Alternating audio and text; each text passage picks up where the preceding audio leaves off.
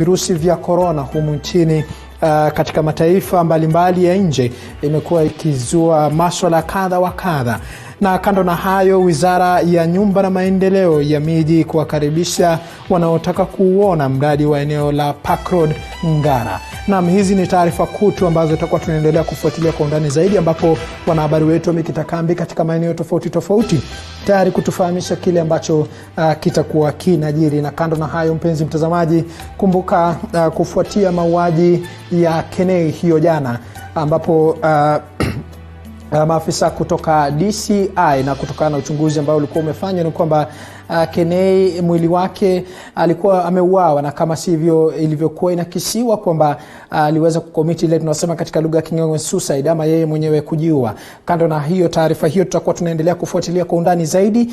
Pasi na taarifa hizi ambazo tutakuwa tunaendelea pia kufuatilia, kuna swali la siku ambalo tutakuwa tunakuuliza pale kwenye mtandao wetu wa Twitter, na swali lenyewe, unadhani kuna ushirikiano mwema baina ya magavana na wawakilishi wadi? Unadhani kuna ushirikiano mwema baina ya magavana na wawakilishi wadi? Swali hili ambalo tunauliza pale kwenye mtandao wetu wa Twitter ndio utajenga ule msingi wa majadiliano yetu hapa studioni. Na kumbuka unaweza kufuatilia mjadala kupitia kwenye hashtag Matukio Nyanjani @TV47KE @paukirobi. Bila shaka nitakuwa nasoma zile ujumbe ambazo zitakuwa zinaingia hapa studioni na kukufahamisha mengi zaidi. Studioni nitakuwa na wageni ambao tayari nafahamishwa wameshafika, ambaye mmoja wao ni Meshak Odede ambaye ni mchanganuzi na mwanasiasa, na kando na vile vile tunaye bwana Chesire ambaye pia vile vile ni mchanganuzi wa masuala ya kitaifa. Lakini kwa sasa, mpenzi mtazamaji, tungoe nanga kwenye kipindi cha Matukio Nyanjani, ambapo ugonjwa wa saratani umesalia kuwa miongoni mwa magonjwa hatari zaidi duniani, takwimu zikiashiria visa vipya 48,000 kuripotiwa kila mwaka. Mwanahabari wetu Daniel Ndembede ana utathmini kamili kuhusiana na taarifa hiyo. Imebainika kuwa ugonjwa wa saratani ni miongoni mwa magonjwa hatari zaidi duniani, huku takwimu zikionyesha kuwa visa 48,000 huripotiwa kila mwaka. Kwenye uzinduzi wa daftari maalum la kuhifadhi takwimu za walioathirika na ugonjwa huu mjini Kisumu, shirika la KEMRI limesema kwa sasa saratani ya kibofu kwa wanaume na kwa wanawake saratani ya mfuko wa uzazi ndio zinazoongoza kwa maafa zaidi.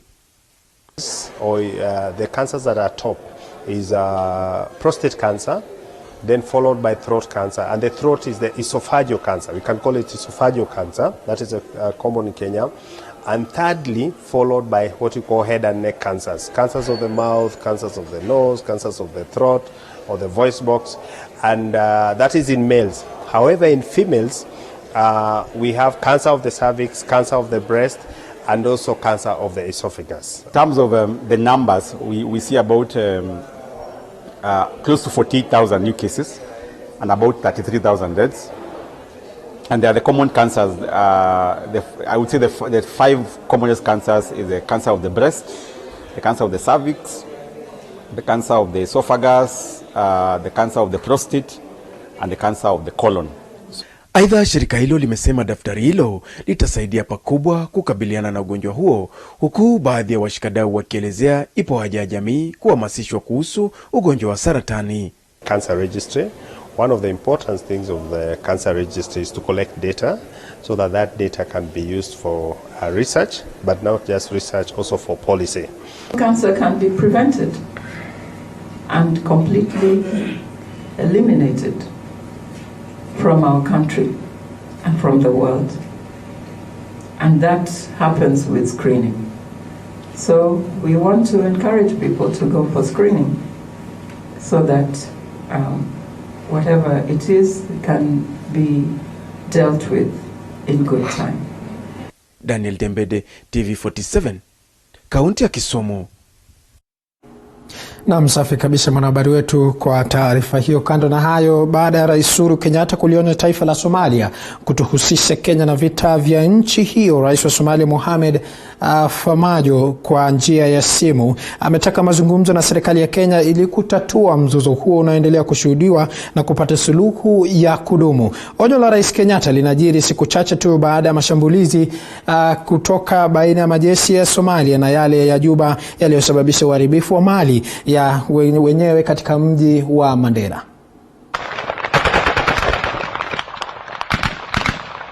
Tarehe 2 Machi mashambulizi yalitekelezwa mpakani mwa Kenya na Somalia, hususan mji wa Mandera, na kusababisha uharibifu wa mali ya wenyeji katika eneo hilo. Mashambulizi hayo yalihusisha majeshi ya Somalia na yale ya Juba, kisa hiki kikitajwa kuwa uchokozi. Majeshi ya Kenya hayakujibu mashambulizi hayo kufuatia kile Rais Uhuru Kenyatta alikitaja kuwa juhudi za Kenya kuimarisha amani. Jambo hilo lilimfanya Rais Uhuru Kenyatta kuandaa kikao na Baraza la Usalama wa Kitaifa ambalo wanachama wake ni Naibu Rais William Ruto, Waziri wa Ulinzi Monica Juma, Rachel Omamo ambaye ni Waziri wa Masuala ya Kigeni, Fred Matiang'i, Waziri wa Usalama wa Ndani, Paul Kihara ambaye ni Mwanasheria Mkuu, Samson Mwathethe, Mkuu wa Majeshi ya Kitaifa, Philip Kameru ambaye ni Mkuu wa Ujasusi, na vilevile Hilary Mutyambai ambaye ni Inspector General wa Polisi.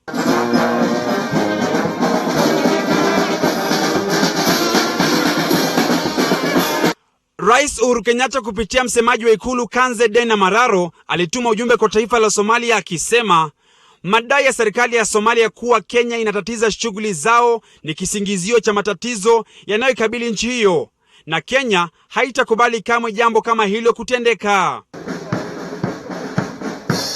Sababu za vita hivyo zikikosa kubainika, rais ameonekana kulikaripia taifa hilo la Somalia kwa kusema Kenya ingali inawapa hifadhi wakimbizi wa Somalia na amani iliyoko nchini Somalia ni sababu ya kujinyima kwa nchi ya Kenya kwa zaidi ya miaka 30.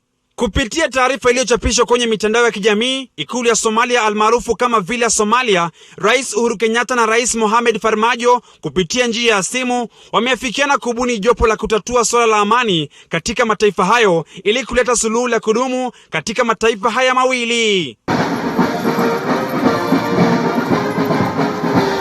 Nikiripotia TV47, mimi ni Tony Mwirigi. Naam, safi kabisa mwanahabari wetu Tony Mwirigi kwa taarifa hiyo. Kwingineko, tukivuka hadi katika kaunti ya Trans Nzoia, ni kwamba wahudumu wa jua kali mjini Kitale inayojumuisha watengenezaji magari na wauzaji vipuri wametoa wito kwa serikali ya kaunti ya Trans Nzoia kwa ushirikiano na serikali kuu kuwasaidia kurejesha ardhi yao iliyotwaliwa. Mwanahabari wetu Boniface Baraza alivalia njuga taarifa hiyo. Katika mkao pamoja kati ya maafisa wa serikali kuu, serikali ya kaunti na wahudumu hao wamelalamikia kutwaliwa kwa ardhi waliotengewa na kutoa wito kwa ardhi hiyo kurejeshwa mikononi mwao. Mchungaji Esto anaelezea. Mimi ningeliomba serikali ambayo imekuja hapa leo, ofisi ya rais pamoja na ofisi ya kaunti, watusaidie sisi kupata hiyo shamba yetu. Ikiwezekana tuweke fence kama hii mpaka mwisho, ili watoto wetu wapate kuja kesho wafanyie kazi hapo, maana maofisi Kenya ni chache, si nyingi. Kwa upande wake mwakilishi wadi wa eneo hilo Obed Mahanga amesema kwamba pana haja ya mabwanyenye waliotua ardhi hiyo kurejesha. There are supposed to be some resettlement of some people that are allegedly settling on the Juakali land which does not belong to them, and as the person, as the leader in charge of that area, I believe that they should move so that they can give the Juakali artisans enough space to work there and raise feeds for their families. Wakati huo wahudumu hao wamelalamikia utata wa uongozi unaoyumbisha vyama vyao vya ushirika. Sisi tuko hapa Juakali mbili.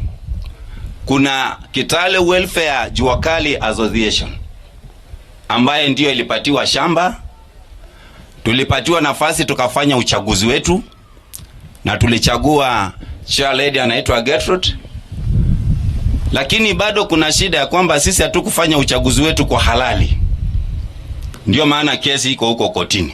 Tunaomba pia hiyo kesi hazina maana zitufiliwe mbali. Kama wewe hujakuwa registered na unaposikia kwamba kuna kikundi kiwili, wewe utaregister wapi? Utaregister hapa ama utaregister kule juu?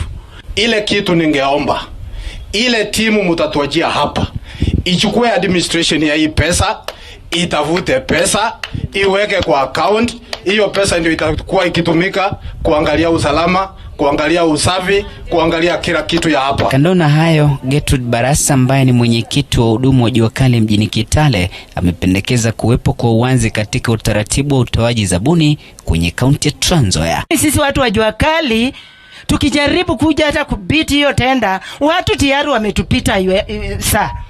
Tukumbuke tu, utufikirie tu 30%, hata tu ukitupa hata 20 peke yake. useme mtu wa leveling hako hapo, mtu wa kutengeneza madirisha, mtu wa kufanya nini, yani to cover the 11 subsectors. Hata hivyo, waziri wa viwanda katika kaunti ya Trans Nzoia ametoa changamoto kwa wahudumu wa jua kali kusajili makundi yao ili kufaidi na zabuni za kaunti. Ile 30% iko ya women, youth and people with disability. Hawa wanatakana wajipange. Kama ni women organization, muwe mmeregister. Na hiyo vitu hata kwa advertisement huwa mmeweka pale clearly.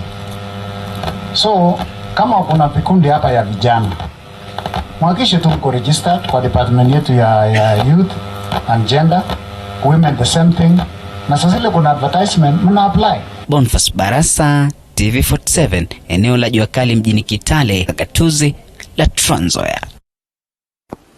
Naam, asante sana mwanahabari wetu Boniface Baraza kutoka kaunti ya Trans Nzoia. Kwingineko ni kwamba waziri wa elimu Profesa George Magoha amewahakikishia wanafunzi na wakazi wa kaskazini mashariki kuwa serikali itawatuma walimu wapya katika maeneo hayo wakati wowote kuanzia sasa. Aliyasema haya mjini Mombasa wakati wa kuzindua kongamano la 7 la kustaafu. Mwanahabari wetu Andin Kilemi na mengi zaidi.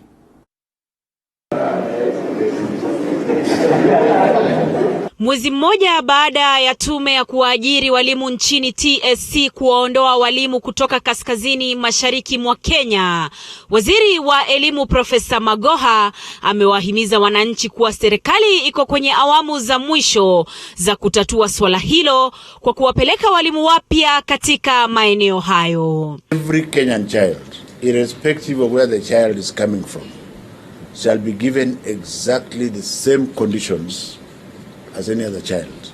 So for the purposes of Northeastern, the government is working on the issue to ensure that teachers are posted to Northeastern, that those teachers are secured, and the government also wants to ensure that the local population and the political arm of the people in the north also take part in securing those children. Awali, TSC iliwahamisha takriban walimu 3,000 wasio wa asili ya maeneo hayo kutokana na hali mbovu ya usalama. Mnamo tarehe 13 mwezi Januari mwaka huu, walimu 3 waliuawa na watu wanaoaminika kuwa wanamgambo wa Al-Shabaab katika eneo la Kamuthe, kaunti ya Garissa. The president has directed us to ensure that children are safe. And we know that there is an issue of children's safety in schools. So the ones that we can prevent because people are taking risks, we are stopping. So we have opened so many schools that were closed. There are still hundreds, possibly thousands, that have not complied. They are going through the back door, sending this person. We have no teeth to listen to. There is no point you going to send the chief or the MP or who. We shall not listen to you. We want to see whether you have complied with 1, 2, 3, 4, 5. We also are not addressing the name of the school because there are certain school brands who think once they use the brand and maybe some external influence, then they can coerce you. We are saying a school must have this. Wakati huo, TSC imezindua rasmi usajili wa walimu kidijitali, zoezi ambalo linatarajiwa kukabiliana na walimu gushi wanaohudumu na kupokea mishahara kwa njia ya ulaghai. We get people, villagers really sometimes, who come and say, I'm a teacher. What's your TSC number? He's able to give us a TSC number. So to be sure now who exactly are teachers in this country, the biometric, the fingerprint, and the photograph, and all those details will come up. When you get somebody who is not a teacher, we will not have that biometric. Washikadau mbalimbali katika sekta ya elimu walijadili usajili huo, huku chama cha kutetea maslahi ya walimu NAT kupitia kiongozi wake Wilson Sosion kikionekana kuunga mkono zoezi hilo kwa mtazamo kuwa litasaidia serikali kwenye mipango na bajeti. And I would like to urge TSC, as you do this, can you link then this work to the new curriculum in terms of the new staffing norms, in terms of the lessons workload by teachers in terms with respect to the new curriculum, because our fears are the new curriculum requires more work and more teachers. So let us be scientific and accurate. So that we deal with data that is accurate so that it can help government in budgeting and planning. Jumla ya walimu 143 kutoka shule za msingi, upili na vyuo vikuu katika kaunti ya Uasin Gishu, Homa Bay, Bungoma, Nyeri, Kilifi, Kitui na Garissa watachaguliwa kwa awamu ya majaribio ya usajili huo. Andrin Kilemi, TV47. Naam, asante sana mwanahabari wetu Andrin Kilemi kwa kufuatilia taarifa hiyo kwa kina zaidi. Kwa sasa mpenzi mtazamaji, tutachukua mapumziko mafupi, lakini tukirejea tunarejea pamoja na majadiliano na taarifa kutoka kaunti tofauti. Kama nilivyokuwa nimekuarifu kwenye kipindi cha Matukio Nyanjani, wanahabari wetu wamekita kambi maeneo mbalimbali tayari kutufahamisha kile ambacho kitakuwa kinajiri. Kwa sasa usibanduke, endelea kutazama kipindi cha Matukio Nyanjani, kipindi ambacho kinakufahamisha na kutupia darubini kaunti zote 47.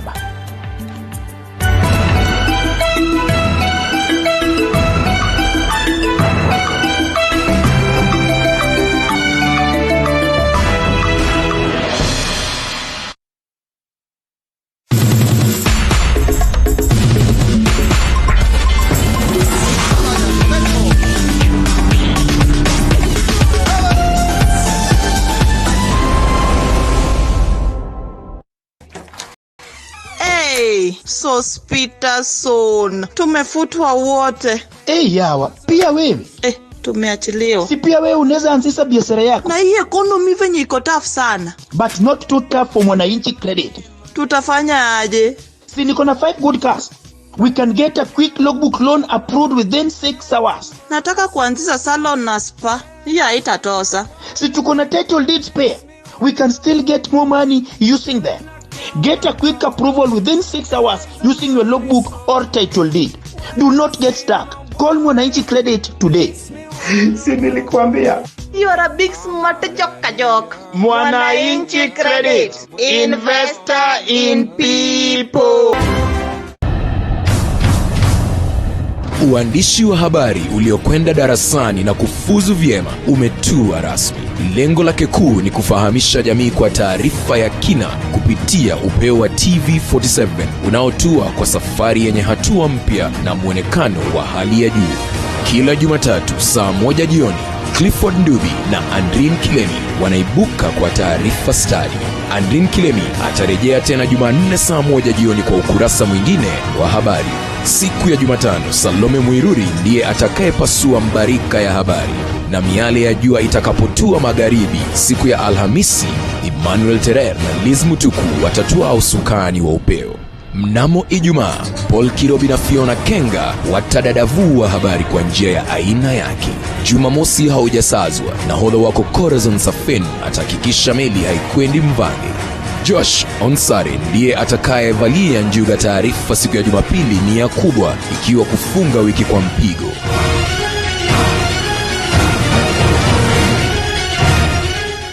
TV47, nyumbani mwa taarifa nadra zisizopakuliwa kwingine. The skills you develop and the drive you develop is what matters. Because if you get your opportunity, no one will give you the next level. You have to fight for it.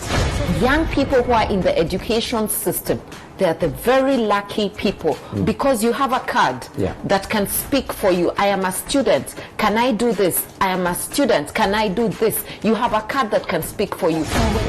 We're the ones who are going to live through this country for the next 50 years. And it's something that needs to be fixed today.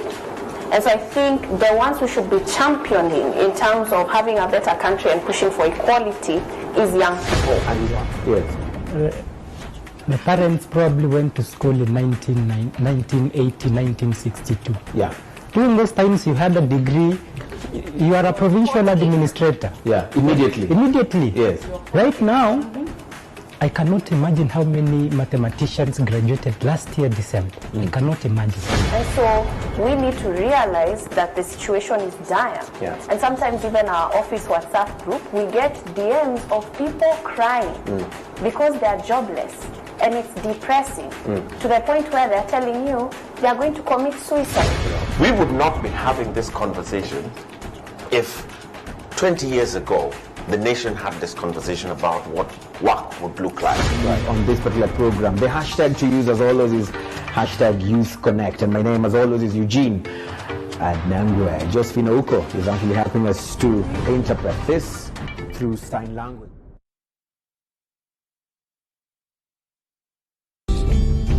Of which I'm certain, for what is a man? For half price, $30 million US. $30 million.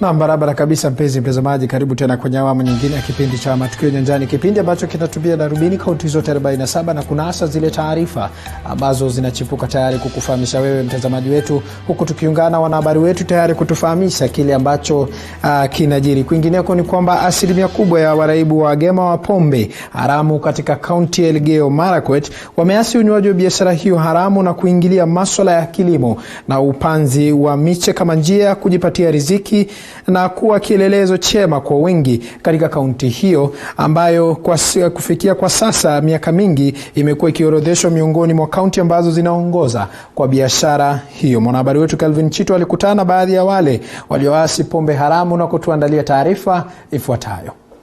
Wagema na waraibu sugu wa zamani wa pombe haramu katika kaunti ya Elgeyo Marakwet, kijiji cha Chogoo, wamekumbatia kilimo na kuanzisha kikundi cha kutunza mazingira kupitia upanzi wa miti kama njia mbadala ya kujikimu.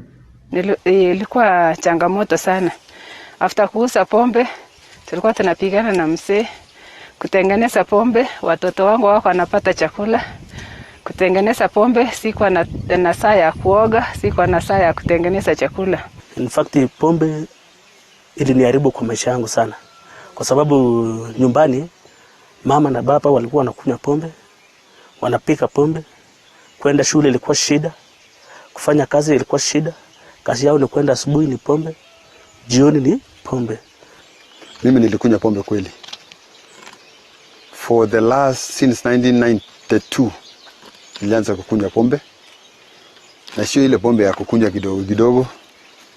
Nilikuwa nakunywa pombe ile unaamuka asubuhi, unaingia late, unaingia saa 4 saa 5, unalala ukiamukia. Licha ya wengi kujutia muda mwingi walioupoteza na hasara ya kulipa pesa mahakamani kila mara walipokuwa wakishtakiwa, wengi wanasema maarifa walionayo kwa sasa yataimarisha maisha yao. Nimebadilika. Nimekuwa hata very clean because by that time sikuwa naoga. That time nilikuwa 1 GB. I was very small. Lakini right away naona hata mpaka karibu nashindwa kufunga kiatu kwa sababu afya imerudi. Afya imerudi. Maisha ya familia ilikuwa ni ile maisha ya kutoka nitoke, nikiingia wanatoka. Julia Solai, Erastus Kemboi, Susan Korir, Robert Kiprono, Agnes Kimtai wanasema maisha yao ya hapo awali yalikuwa ya shida tupu. Serikali yetu machiefs wameanza kupumzika kwa hii sehemu ya kijiji cha Chogoo. Baada ya kuongelesha county government wetu wa Elgeyo Marakwet wakaingilia ndani, wakaweza kufadhili hao kuweza kwenda Eldoret kupata training sehemu za Eldoret. Lakini sasa wamebadilika na kuwa kielelezo kwa wengi katika kaunti hii ambayo wakati mmoja iliorodheshwa miongoni mwa kaunti zinazoongoza katika unywaji wa pombe haramu. Generally saizi maisha imekuwa mzuri because at home right now watoto wamekula mzuri, wanyumangu walianza kusoma vizuri, wakiendanga huko nje. Baada ya kuacha pombe, maisha yangu na family naona tumereconcile, tuko na friendship mzuri. Hata ninapouza mboga kama saizi, tunaweka hapo kwa table, tunapata itafanya gani, na hapo mbeleni hatuko. Calvin Chitwa, TV47, County Elgeyo Marakwet. Naam, kwa sasa tunavuka hadi katika kaunti ya Uasin Gishu ambapo askari wa kaunti ya Uasin Gishu wamesababisha maandamano ya siku nzima Eldoret wakilaumiwa kwa kuwanyanyasa wafanya biashara kwa tuhuma za kupinga dhulma za askari wa serikali ya Gavana Jackson Mandago, wakidai askari hao wamekuwa wakiwanyang'anya bidhaa zao.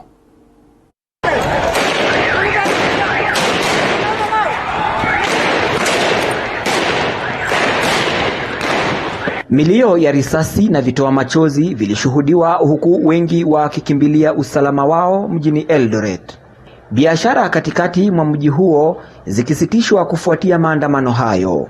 Kama mitumba inaenda kufungiwa, iweze kufungiwa kutoka kule ambayo inaingilia. Lakini mambo ya kusema mtumba unakuja kushika mtu wa mtumba hapa town, na wale ambao wana import mitumba hawajakatazwa, mimi sioni kama ni noda.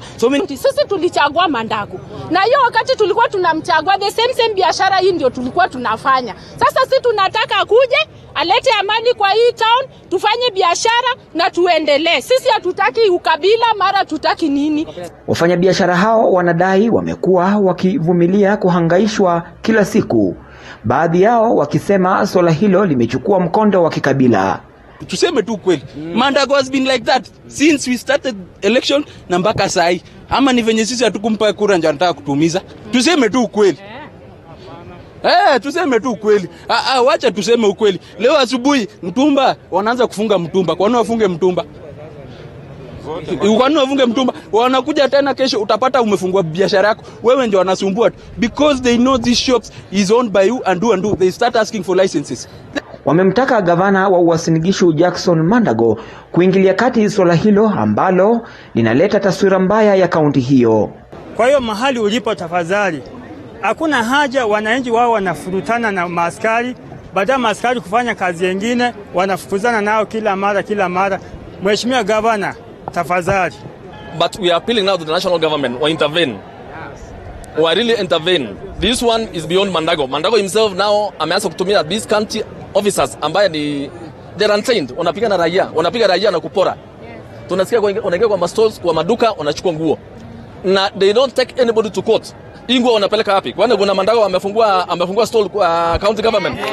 Kaunti ya Uasin Gishu ikishikilia kwamba sharti wafanyabiashara wote wa mtumba wahamie soko la West ambalo wafanyabiashara hao wanasema tayari limejaa na hakuna nafasi. Sema hawatarejelea biashara zao hadi pale gavana wa Uasin Gishu atakapokubali kikao nao. Calvin Chitwa, TV47, kaunti ya Uasin Gishu. Naam, kutoka kaunti ya Uasin Gishu kwa sasa tunarejea hapa jijini Nairobi ambapo mkurugenzi wa mashtaka ya umma Nurdin Haji na mwenzake wa idara ya upelelezi nchini DCI George Kinoti wamejitokeza kupinga uvumi unaoenezwa katika vyombo vya habari na mitandao ya kijamii kuwa kuna uhasama na utengano baina yao. Wawili hao walionekana kutofautiana kwenye kesi inayomkabili mkurugenzi wa bandari nchini Daniel Manduku. Mkurugenzi wa mashtaka ya umma Nurdin Haji ametupilia mbali habari zilizochapishwa kwenye vyombo vya habari kuwa uhusiano wake na mkuu wa idara ya ujasusi nchini George Kinoti una kasoro. Akiwahutubia wanahabari katika makao makuu ya ofisi ya mashtaka ya umma, Nurdin Haji amesema kuwa kuna baadhi ya watu wenye chuki kuhusiana na utendaji kazi wake, hivyo basi wanaeneza habari za uongo. Mambo haya ni mambo watu tu wanafikiria na wanataka kuyaleta. Kuna watu wengi hawafurahi namna kazi inayofanywa. Kazi itaendelea kufanywa na binadamu, lazima kutakuwa na makosa hapa na pale, lakini haimaanishi ya kwamba tumekosana kabisa. Inakisiwa kuwa tofauti zao zilianza Jumatano kuhusiana na kukamatwa kwake msimamizi wa halmashauri ya bahari Daniel Manduku. Manduku alitiwa mbaroni na mkurugenzi wa mashtaka ya umma George Kinoti siku ya Jumatatu kuhusiana na visa vingi vya ufisadi ambavyo ametajwa navyo, kabla ya Haji kuitisha faili za Manduku ili kufanyia utathmini. Haji anawarai wa Kenya kuwa na utulivu huku wakipambana na kesi mbalimbali za ufisadi. Nimesema kwamba hamna subra. Mnafaa kuwa na subra. Umesikia? Kesi, hata ukiangalia kesi gani wa Amerika na wapi, kuna kesi nyingi tumesikia, hata yule Trump anakuwa investigated, paka leo mumeona imemalizika. Mbona wao wana subra? nyinyi ndio hamuna subra. Kwa hivyo tunawaambia tafadhalini muwe na subra na msijaribu kuweka madoa kwetu sisi. Kwa upande mwingine, mwenyekiti wa kamati ya sheria kwenye seneti, Seneta Samson Cherargei, anasema kuwa Nurdin Haji na George Kinoti wanashikilia nafasi muhimu katika kupambana na ufisadi, kwa hivyo lazima wamalize tofauti zao ili wawe na uhusiano mwema wa kikazi. It is not good for the country to have the DCI and DPP fighting. It is not good for the country, and therefore the Kenya Ports Authority case was a classical case, and therefore as a committee next week on Thursday, we'll be sitting to listen to them, because this will expose and will undermine the fight against corruption. Aaron Kipkoech, TV47, Nairobi. Naam, asante sana mwanahabari wetu Aaron Kipkoech kwa taarifa hiyo. Kwingineko mpenzi mtazamaji, ni kujuze katika makala ambayo tulikuwa tumekuandalia ni kwamba mzee Francis Ouma kutoka kaunti ya Busia, mtaa wa Murumba, amechimba pango chini ya ardhi lenye nyumba zaidi ya 20 kama makavazi maalum ya ibada. Na sio nyumba tu vinavyopatikana ndani ya pango hilo. Mzee Ouma anadai alikabidhiwa amri na Mungu wake, amri ambazo alipewa baada ya wana wa Israeli kufeli kuzingatia alizopewa Nabii Musa, ila sasa anatuarifu kwamba bado anasubiri mwelekeo kutoka kwa Mungu wake kumwambia hatma ya pango alilolichimba. Hivi nyumba vyote viko ndani vinafuatana vile alinipa kwa map. Ukistaajabu ya Musa, subiri kuona ya Firauni, ni kauli inayoiana sambamba na maajabu ya mzee Francis Ouma aliamua kuchimba pango lenye vyumba zaidi ya 20 chini ya ardhi kama makavazi maalum ya ibada. Tulifunganya safari yetu hadi alikozaliwa katika kijiji cha Murumba, Bumala, kaunti ya Busia. Nyumbani kwake mandhari mazuri yanatukaribisha, na bila kupoteza muda tunaandamana hatua baada ya nyingine hadi kuliko na pango lake. Kwa mbali utadhani ni nyumba, ila anapofungua anateremka mwendo wa aste aste kuingia ndani ya makavazi yake. Imani ni muhimu, na hapa tunatanguliza maombi kama jambo la kwanza kabla ya shughuli yoyote ile kuanza.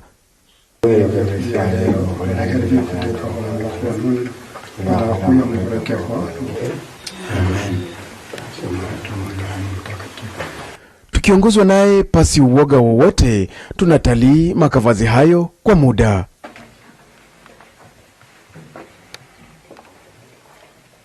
Ndani ya muda wa zaidi ya miaka 50 amekuwa akijishughulisha kila uchao kuchimba vyumba hivi pasi kusaidiwa na yeyote. Sasa hii nyumba iko na miaka 50 tangu ichimbwe. Hapa mimi nachimba peke yangu, sababu kasi hii kama ingekuwa ya kusema tuwe kampuni au nihitaji msaada, nafikiri kuna hata wasungu nini wataka wanipe msaada.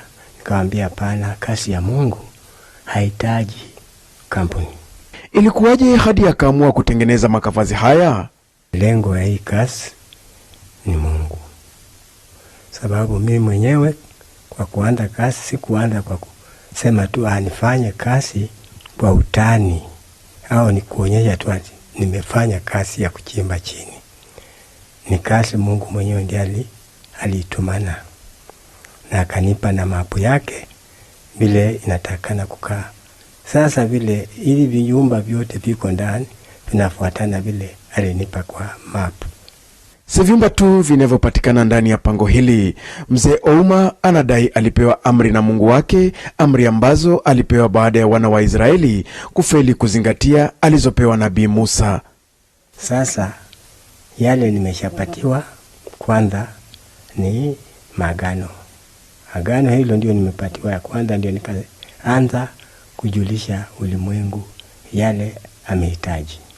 Hii agano ninapoichukua kwanza nikiwa nje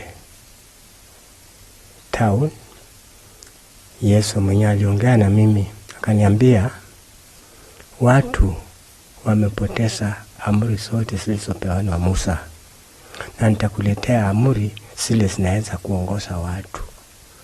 Ndipo hakuniambia hesabu, lakini aliniambia ataniletea amri zile zitalinda watu.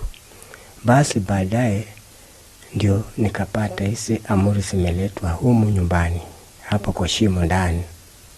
Licha kuwa muumini wa kanisa la Kikatoliki, mzee Ouma anasema yeye huenda kanisani kama kawaida, ila hutenga muda wake kuendeleza shughuli zake ndani ya vyumba hivyo ambavyo kwake anasema shughuli hizo ni yeye tu na Mungu wake ambao wanaufahamu zaidi.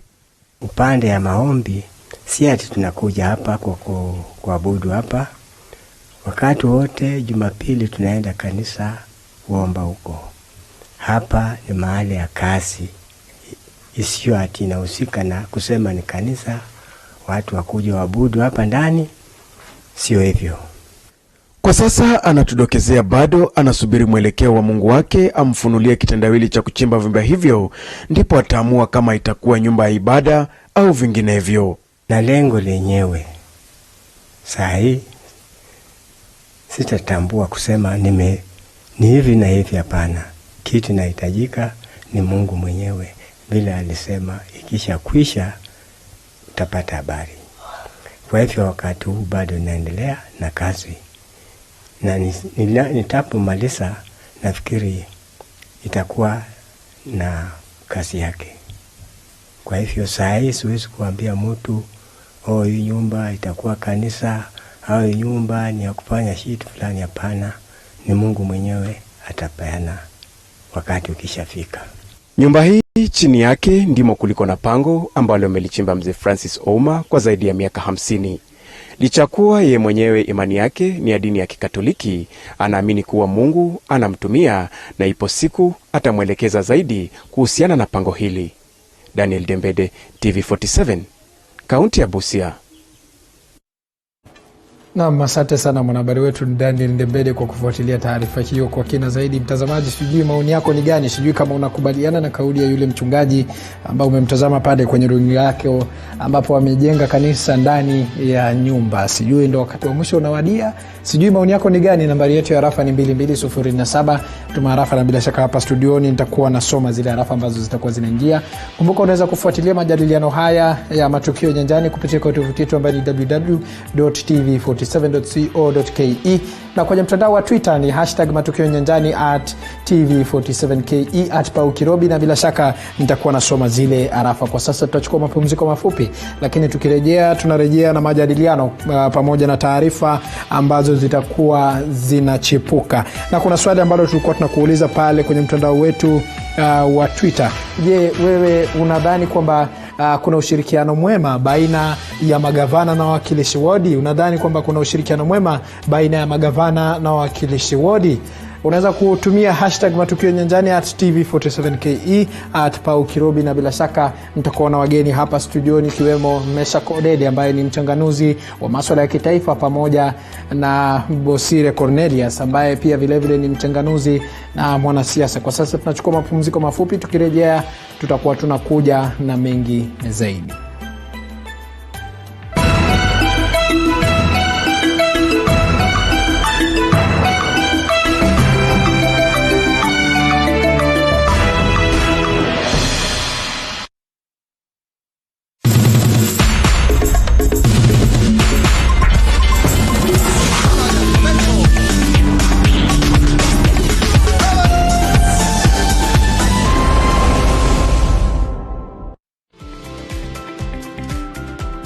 Wiki hii kwenye sauti yetu. Tunatoka kwa soko kufika kwa nyumba. Mwanzo unapima ile kiasi, kama ni kilo 5, unajua kilo 5 inafaa ile kwa hizo kama iko 15 liters, unaona? Kwa Mwadime, hii sio kazi tu. Anawasaidia wana Kibra kuimarisha afya yao. Sio aibu. Juu unafanya kazi, sasa utasikia aibu aje? Yule anajiweza anaona ni aibu, lakini yule hajiwezi haoni kama ni aibu. Mary Mwende anafanya kazi ya kuuza nguo za kuvaa ndani kama vile chupi hapa mtaani Kibra. Licha ya kuonekana kazi ya aibu, hakujali, ila alijua mchagua jembe sio mkulima.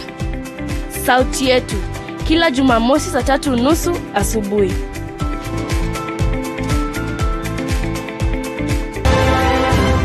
Jamii imezungukwa na mambo mengi sana. Karibu tena mtazamaji, unaendelea kutazama kipindi cha Jamii na Itikadi. Kutoka kwenye ndoa za mapema, kuolewa is an option, mila na desturi, kuna nguo ya hapa sitting room na kuna nguo ya chumbani, dini. Wengi walipitia kwa many boyfriends, many girlfriends. Na hiyo ni uka hapa. Maisha ndani ya ndoa. Hauoni vile atetema, yeye ndio yuapika, ushavyomba kuwa, hapa tusemezane ukweli. Mazingira. Kama mimi niko na watoto na sisi kizani na ndugu yangu. Watoto wangu wakiwa kwa umri mchanga sana. Ninaweza kuwa protect kidogo. Watu wangapi wanafanya kazi pamoja, wakikutana ni maadui, hawazungumzi. Siku 2-3 haya huyu ana mimba, kwa nini alipatwa na malaika? Bila kusahau tamaduni. Sauti za kina nyanya za masogora kufundwa ni sauti 21. Ungana nami Fiona Kenga kila siku ya Ijumaa saa 12 jioni hadi saa 1 ndani ya kipindi unachokienzi, Jamii na Itikadi. Nikupe uhondo.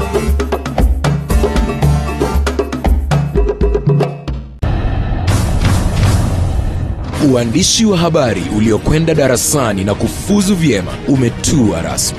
Lengo lake kuu ni kufahamisha jamii kwa taarifa ya kina kupitia upeo wa TV47 unaotua kwa safari yenye hatua mpya na muonekano wa hali ya juu.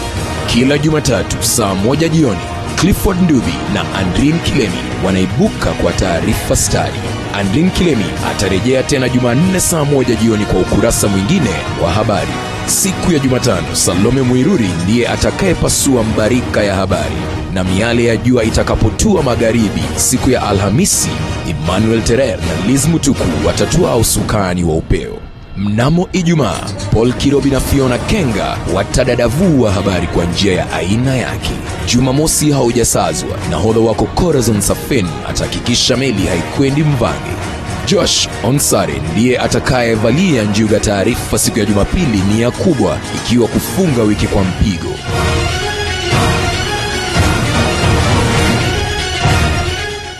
TV47, nyumbani mwa taarifa nadra zisizopakuliwa kwingine. The skills you develop and the drive you develop is what matters. Because once you get your opportunity, no one will give you the next level. You have to fight for it. Young people who are in the education system, they are the very lucky people because you have a card that can speak for you. I am a student. Can I do this? I am a student. Can I do this? You have a card that can speak for you. We're the ones who are going to live through this country for the next 50 years. And it's something that needs to be fixed today. And so I think the ones who should be championing in terms of having a better country and pushing for equality is young people.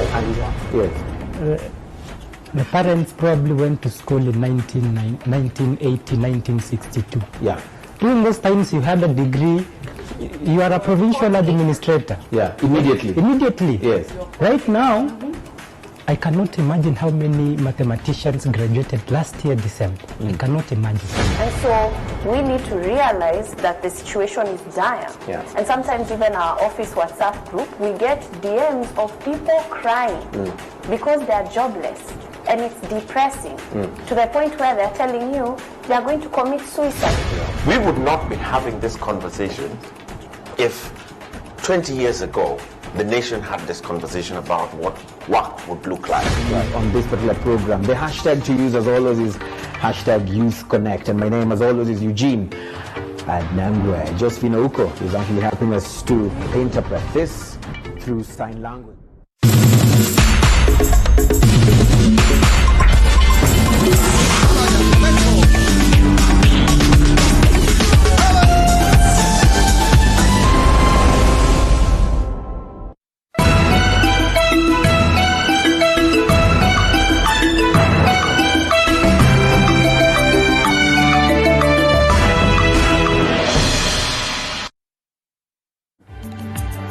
Naam, safi kabisa mpenzi mtazamaji, karibu tena kwenye awamu nyingine ya kipindi cha Matukio Nyanjani, na kama nilivyokuwa nimekuarifu hapo awali kwamba viongozi kutoka Mandera watakuwa wanatoa ripoti yao kuhusu wasiwasi ambayo inawakumba watu wa Mandera kufuatia vita dhidi ya wanajeshi wa Somalia na wanajeshi wa Jubaland ambao wengi wameachwa na majeraha, huku shule zikifungwa na wenyeji kutorokea na kutafuta usalama. Mwanahabari wetu Aaron Kipkoech atakuwa anafuatilia taarifa hiyo kwa kina zaidi. Na kwingineko ni kwamba jamii ya Wanubi pamoja na seneta wa kaunti ya Nairobi Johnson Sakaja watakuwa wanawasilisha mapendekezo kwenye jopo la uwiano BBI kuhusiana na masuala kadha wa kadha. Taarifa hiyo tutakuwa tunafuatilia kwa undani zaidi.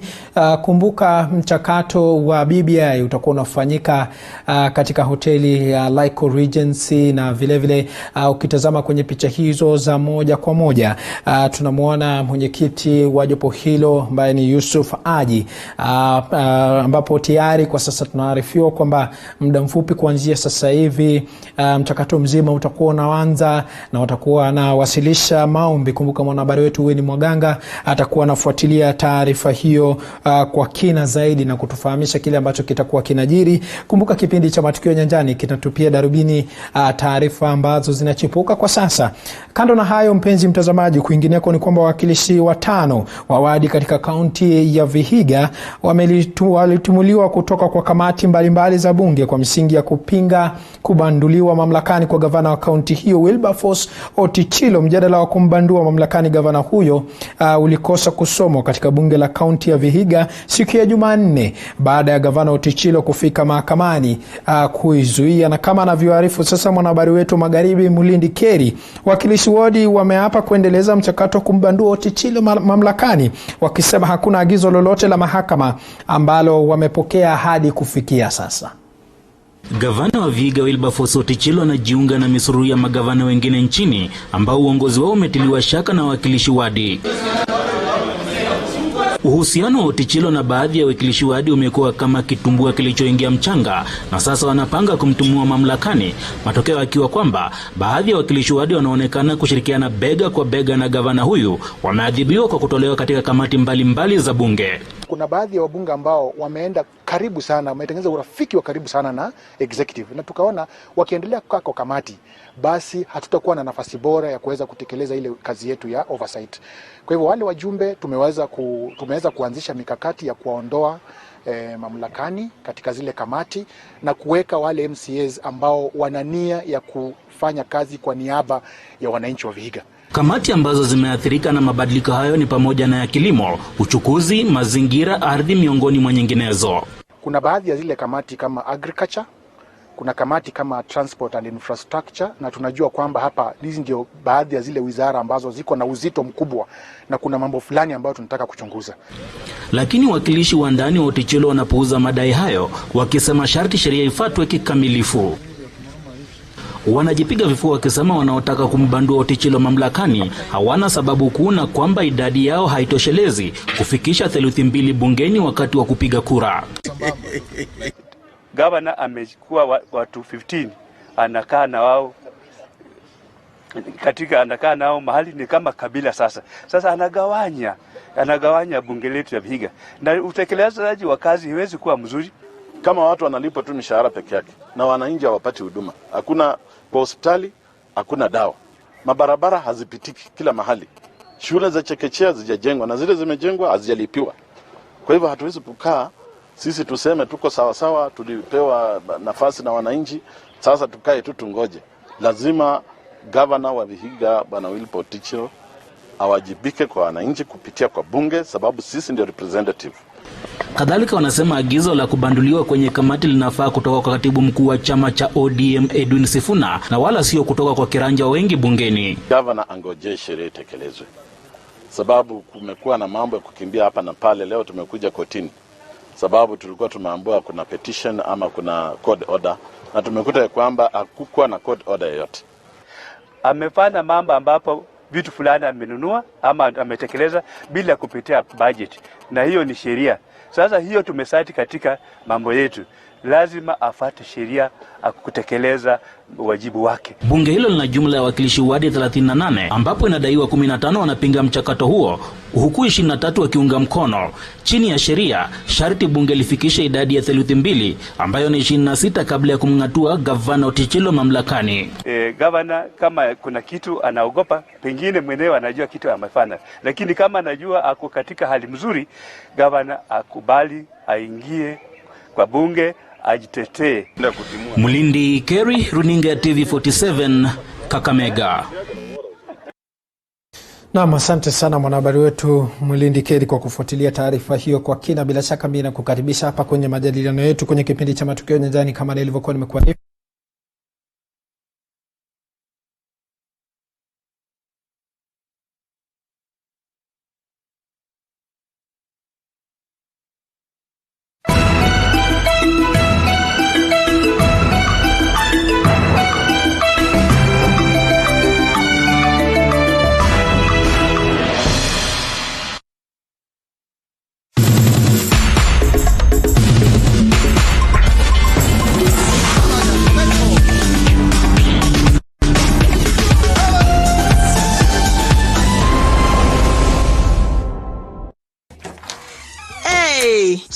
Peterson, tumefutwa wote. Yawa, pia wewe? Tumeachiliwa. Si pia wewe unaweza anzisha biashara yako? Na hii economy venye iko tough sana. But not too tough for Mwananchi Credit. Tutafanya aje? Si niko na 5 good cars. We can get a quick logbook loan approved within 6 hours. Nataka kuanzisha salon na spa. Hii haitatosa. Si tuko na title deed spare. We can still get more money using them.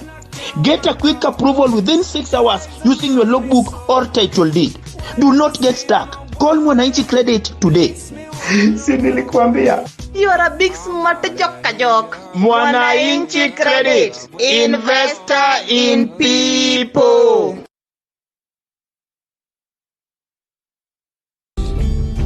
Of which I'm certain for what is a man. For half price. 30 million US. $30 million from me. What do you want? Get on your knees! You have 3 seconds to comply. 1,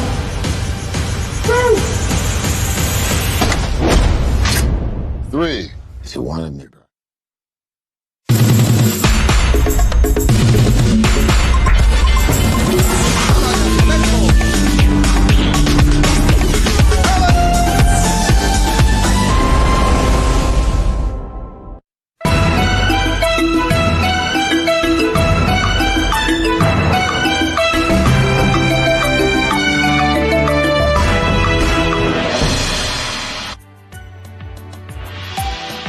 Na mpenzi mtazamaji, kunradhi tulichukua mapumziko, lakini kwa sasa nakukaribisha tena, na bila shaka tutakuwa tunaendelea na majadiliano yetu hapa studioni kama nilivyokuwa nimekuarifu. Ambaye ameketi karibu nami nafahamika kama Meshak Odede, ambaye ni mchanganuzi wa masuala ya kitaifa na vile vile ni mwanasiasa, na upande wa pili ninaye Cornelius Chesile ambaye pia ni mchanganuzi wa masuala ya siasa. Bila kupoteza wakati na kukaribisha kwenye majadiliano yetu kuhusiana hili swala la uhusiano baina ya magavana pamoja na wawakilishi wadi. Si mara ya kwanza, si mara ya pili tumekuwa tukitazama hili swala la kung'atuliwa kwa magavana, ambapo katika lugha ya Kiingereza wanasema impeachment, na si jambo geni katika taifa hili la Kenya. Katika kaunti mbalimbali imekuwa ikishuhudiwa, na hivi majuzi tunafahamu kuhusiana na uongozi wa kaunti ya Nairobi, ambapo wale wawakilishi wadi walikuwa wanataka kumng'atua gavana Mike Mbuvi Sonko, na siku ya Jumamosi kama sijakosea walikuwa wamefikwa pale katika ikulu ya Rais Uhuru Kenyatta na kuweza kujadiliana hili swala, ambapo ile ambayo ni lengo lao liliweza kusitishwa na Rais Uhuru Kenyatta. Na bila shaka nakukaribisha kwenye majadiliano na bwana Meshak Odede. Ukiangalia hile swala la ambalo lilikuwa limefanyika kule ya gavana Otichilo pamoja na gavana Sonko, kuna utofauti wowote, na utofauti huo ni wa manufaa ama ni utofauti tu wa kisiasa? Thank you Kirobi.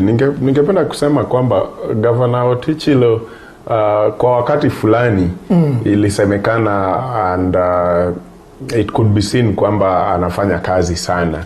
Lakini wakati huu MCAs are complaining and saying otherwise. Hatujaweza kujua kwa ukweli kwa undani the substance in the issues ambao wana raise. Kuja kwa Governor Sonko, vile niliweza kukwambia hapo awali, wakati fulani hakukuwa na MCAs wa Nairobi ambao wanafanya oversight, hata hawakutoka kusema kwamba kazi hii na hii haijafanyika. Wote walikuwa marafiki wa Sonko, isipokuwa wakati sasa alishikwa na EACC na akapelekwa kotini, ndio sasa tukaanza kusikia kwamba sasa wanataka pia kuorganize the impeachment motion. So naona kwamba upande fulani MCAs are not being very genuine, because to me oversight si kungatua governor mamlakani tu. It is also about the quality of the bills you are having in the county assembly, ambayo yanaweza zuia mambo mengine kufanyika hata kabla hasijafika. Hapo tutasema that is a genuine oversight. Yeah. Bwana Cornelius Cecile, sijui kama unakubaliana na kauli ya Mesha Kodede kwamba kwa upande fulani kuna genuine reason. Nitakubaliana naye, lakini nitaka kurudisha nyuma kidogo tuweze kuelewa jinsi MCAs na governor wanahusiana. Uhusiano yao inatatuliwa na vitu tatu kulingana na mimi. Moja ni siasa, pili majukumu yao, na tatu ni pesa. Siasa inatokana na kuna mtu mahali angeza penda kukua kiongozi kwenye hiyo county, atakuwa na influence kidogo kutaka tatiza shughuli ya gavana ambayo yuko. Ya pili ni majukumu. Kabla ya kuja msimu wa devolution and then constitution 2010, most of it were the collaboration between the governors, the mayor as at that time, and the MCAs, the councillors. Ilikuwa ni councillor ndio anafanya maendeleo mashinani. Kulikuwa na pesa councillor anapewa aende afanye barabara nini. Lakini kwa huu mfumo MCA kazi yake ni sheria tu. Sheria peke yake. Governor na executive committee yake ndio wanaosimamia maendeleo mashinani. Hapo kuna utata kidogo, kwa sababu MCA amepeana kwa wananchi kuwa nitakufanyia ili na lile. Na mshikilia hapo. Na mimi nitauliza swali, mbona wewe, kwa sababu unasema kwamba MCA tayari wameshatoa ahadi kwamba watafanyia wakazi hii na hii. Je, ni jukumu lao ama si jukumu lao? Ndio rejea na hilo swali, lakini kwa sasa shikilia hapo kidogo. Na mpenzi mtazamaji, kwa sasa nafahamishwa kwamba tuvuke moja kwa moja hadi katika hoteli ya Laiko Regency, ambapo Wycliffe Oparanya ambaye ni gavana wa kaunti ya Kakamega pamoja na Anne Waiguru gavana wa Kirinyaga kwa sasa wanawasilisha mapendekezo mbele ya jopo la wiano BBI. Hebu tuweze kusikiza. To distinguish which is a Count Road, which is a Kere Road, which is a Kura Road. And you will find that since devolution, these two institutions, even their budget has really contracted. And we feel that either they are merged with the county governments or they are returned at the national level, so that those roads are clearly done by the county government. So there is a clear split of roads between the two levels of government. This is national government roads and these are county government roads. Because of the existence of these two institutions, there is total confusion. The other one is public health facilities continue to lose money due to the National Health Insurance Fund preference for private facilities. If you look at where the NHIF makes their reimbursement most, private hospitals get about 70%, while the national, the government, both at national and national level, get only 30%. We are recommending that a national body be created to handle issues of registration, pooling of funds, and a body to have branches in all the counties. A national body be created to deal with accreditation and standards. Each county to have a body that handles insurance approvals and payment. Because this particular institution, NHIF, is centralized here in Nairobi. So all approvals have to come to Nairobi. The other issue, this is fairly administrative. This is a conditional grant from the Ministry of Education for vocational training, and the county government is requesting that this balance of 1.04 billion for the financial year of 2018-2019 has not been released to date, and that's why we are calling it. This is a simply administrative issue. The other issue is that ECD has now been introduced as a formal education for the first 2 years, but unfortunately it has not been put on the National Education Management Information System. The national government is still starting from Standard 1, Grade 1 onwards, when it is clear now that the two ECDs, classes of 4 years and 5 years, are now part of the national education system. So we are saying that NIMI's system should include ECD. Now, issues relating to legislative reforms. In the Governmental Regulation Act, while the County Governments Act and the Intergovernmental Relations Act recognizes the Council of Governors, this has been an issue that the Secretariat of the Council of Governors itself is not anchored in law. So we are saying that we should amend Section 19 of the Intergovernmental Act so that the Secretariat of the Council of Governors is anchored in law. We have suggested quite a number of amendments to make sure, and these are acts that are in existence that do not respect devolution.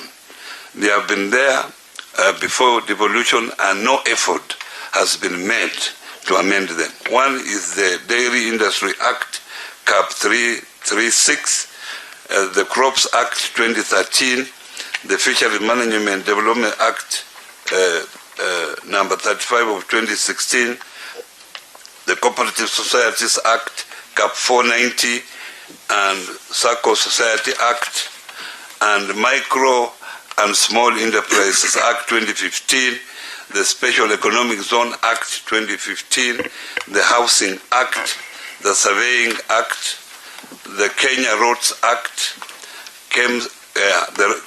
I'll now end on the Kenya Roads Act. We have pointed out special areas that we need these particular acts that I have mentioned to be amended so that they respect devolution.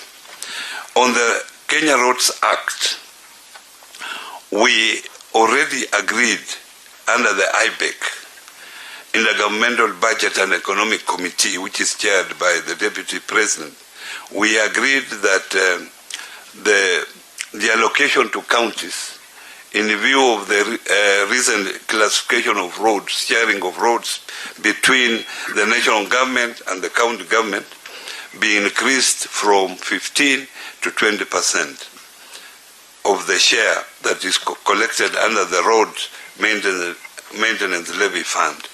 This was agreed, but unfortunately, this has not been amended.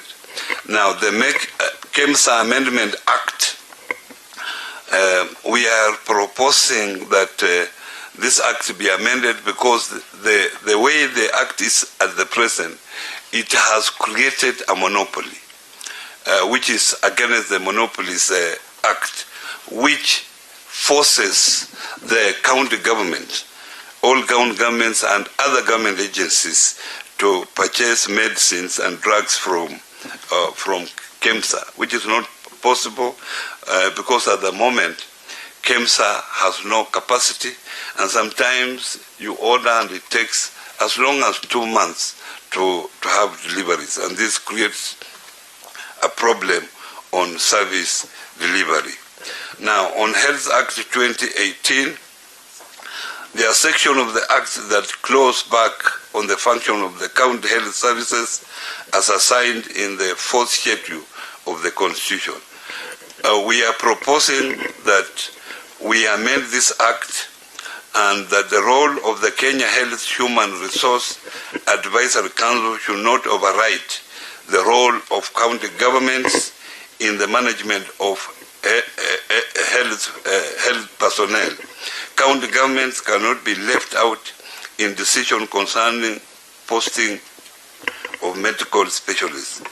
County Director of Health cannot report to the Director General since they are officers of the county government structure. The discretion to upgrade or downgrade a facility should not rest with the Director General, but the process should be consultative with the respective county governments. An intergovernmental committee should be set up to provide leadership and oversight on matters of upgrading or downgrading health facilities. And what we are saying that we are opposed to establishment of a health commission, because by the time you establish a health commission where county governments have no control, that is going to cause a problem, as we are having the same problem of TSC and Ministry of Education. Now, on issue requiring constitutional amendment, the ethics, the issue of council government proposing to have a parliamentary system, that has been withdrawn.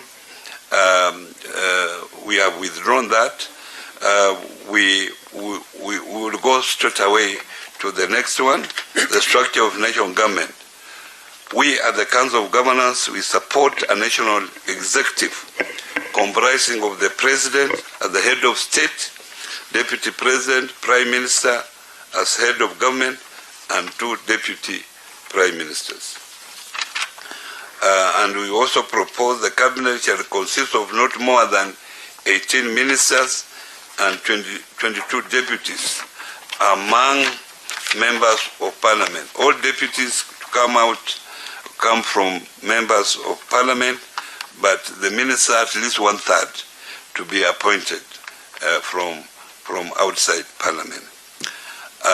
And the appointment should comply with 2/3 gender rule and reflect regional and ethnic diversity.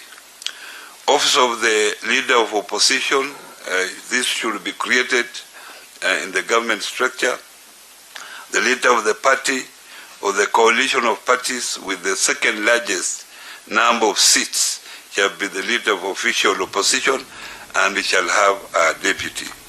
The leader of opposition shall appoint a shadow cabinet.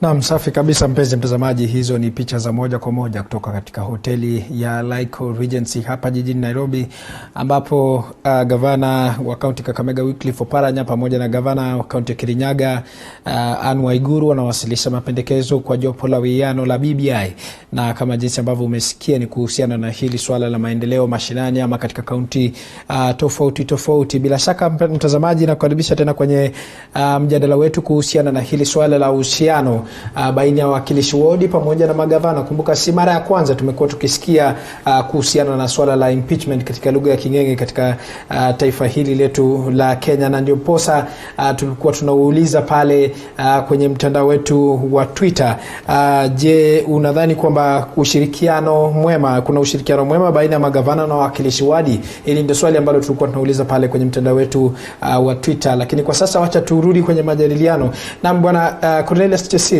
hapo awali ulikuwa umetaja kwamba kuna aina 3 ya ushirikiano baina ya wale wakilishi wodi pamoja na magavana. Kwa sasa, kwa sababu tunazungumzia kuhusiana na swala la maendeleo katika kaunti tofauti, je, ushirikiano umekuwa mwema? Na hapo awali ulikuwa umesema kwamba kuna zile promises katika lugha ya King'enge kwamba wakilishi wodi wanatoa kwa wananchi. Naam. Hapo ndipo shida kubwa hipo. Wakilishi wadi wanatoa ahadi kwa wananchi, kisha gavana pia ametoa ahadi kwa wananchi. Ile hali ya kuharmonize hizo ahadi mbili inapotea. Wakati inapotea, hapo ndipo shida kati ya gavana na MCA zinaanza. Ilhali jukumu ya MCA ni kuhakikisha gavana anajumuika, anafanya kazi yake. Anajukumika, anafanya kazi yake. Lakini ukifika kwa wakati ya kusema tunafanya impeachments, swali ambao wananchi wanapaswa kuuliza ni wakati upi gavana and the MCAs mumekalisha gavana au CECs wake mukawaleta, mukawauliza maswali and bring them to book that you promised in the policy framework of the county kuna inafaa ifanyike, mbona haijafanyika, kabla hatujafika wakati wa kusema tuna impeach. Sasa ile utatanishi kati ya jukumu la MCA ni nini na kuelewa jukumu lake kama MCA, hiyo ndio penye kuna tatizo kidogo baina yao na magavana. Kumaanisha kwamba hawaelewi, ama unajaribu kuleka wengi wao hawaelewi. Bwana Mesha Kodede, sijui kama unakubaliana kauli ya Cornelius kwamba wakilishi wodi hawaelewi majukumu yao? Nitakubaliana na yeye kiasi, kwa sababu na si MCAs pekee. Kumaanisha wamstahili kumimpeach governor? No, kuna wakati wako na genuine reasons, kama wale walikuwa Kiambu for example, because hata mjadala yao ulionekana in the country, Senate waliangalia mambo, watu wengine waliweza kuangalia wakaona inafaa. Lakini nakubaliana na Cornelius kwa sababu most of our MCAs wakati wanachaguliwa, wengi wao pengine kwa sababu hii ni second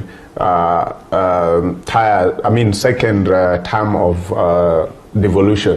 So wengine waliingia county assemblies bila hata kuelewa the budget cycle, policy cycle for the counties and things like that. So wamechukua miaka 2-3 bado wanajaribu kuzoea kuweza kujua kwamba policy cycle in the county inaenda namna gani, budget cycle. Kwa sababu hamwezi enda kwa gavana kusema kwamba mnataka kumuimpeach kwa sababu hakuna barabara, na kazi yako pia unachukua time kuangalia budget na pia kuappropriate na kuweka funds. Wewe uliweka funds kiasi gani, na hizo funds katika ile policy ilisema inaenda kufanya nini na nini.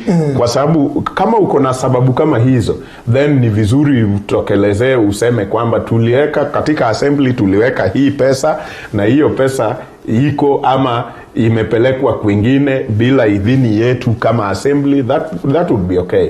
Lakini sasa MCAs vile tunasikia wakisema, wanasema tu wanafika hapo kwenye hakuna barabara, hakuna dawa kwa hospitali, lakini hatuambii kazi yao walifanya nini katika budget in the assembly na ilifika wapi na gavana anazuia wapi. Yes. Kumaanisha vitu ambavyo wamekuwa kitupia darubini kabisa ni vitu ambavyo havina maana kabisa.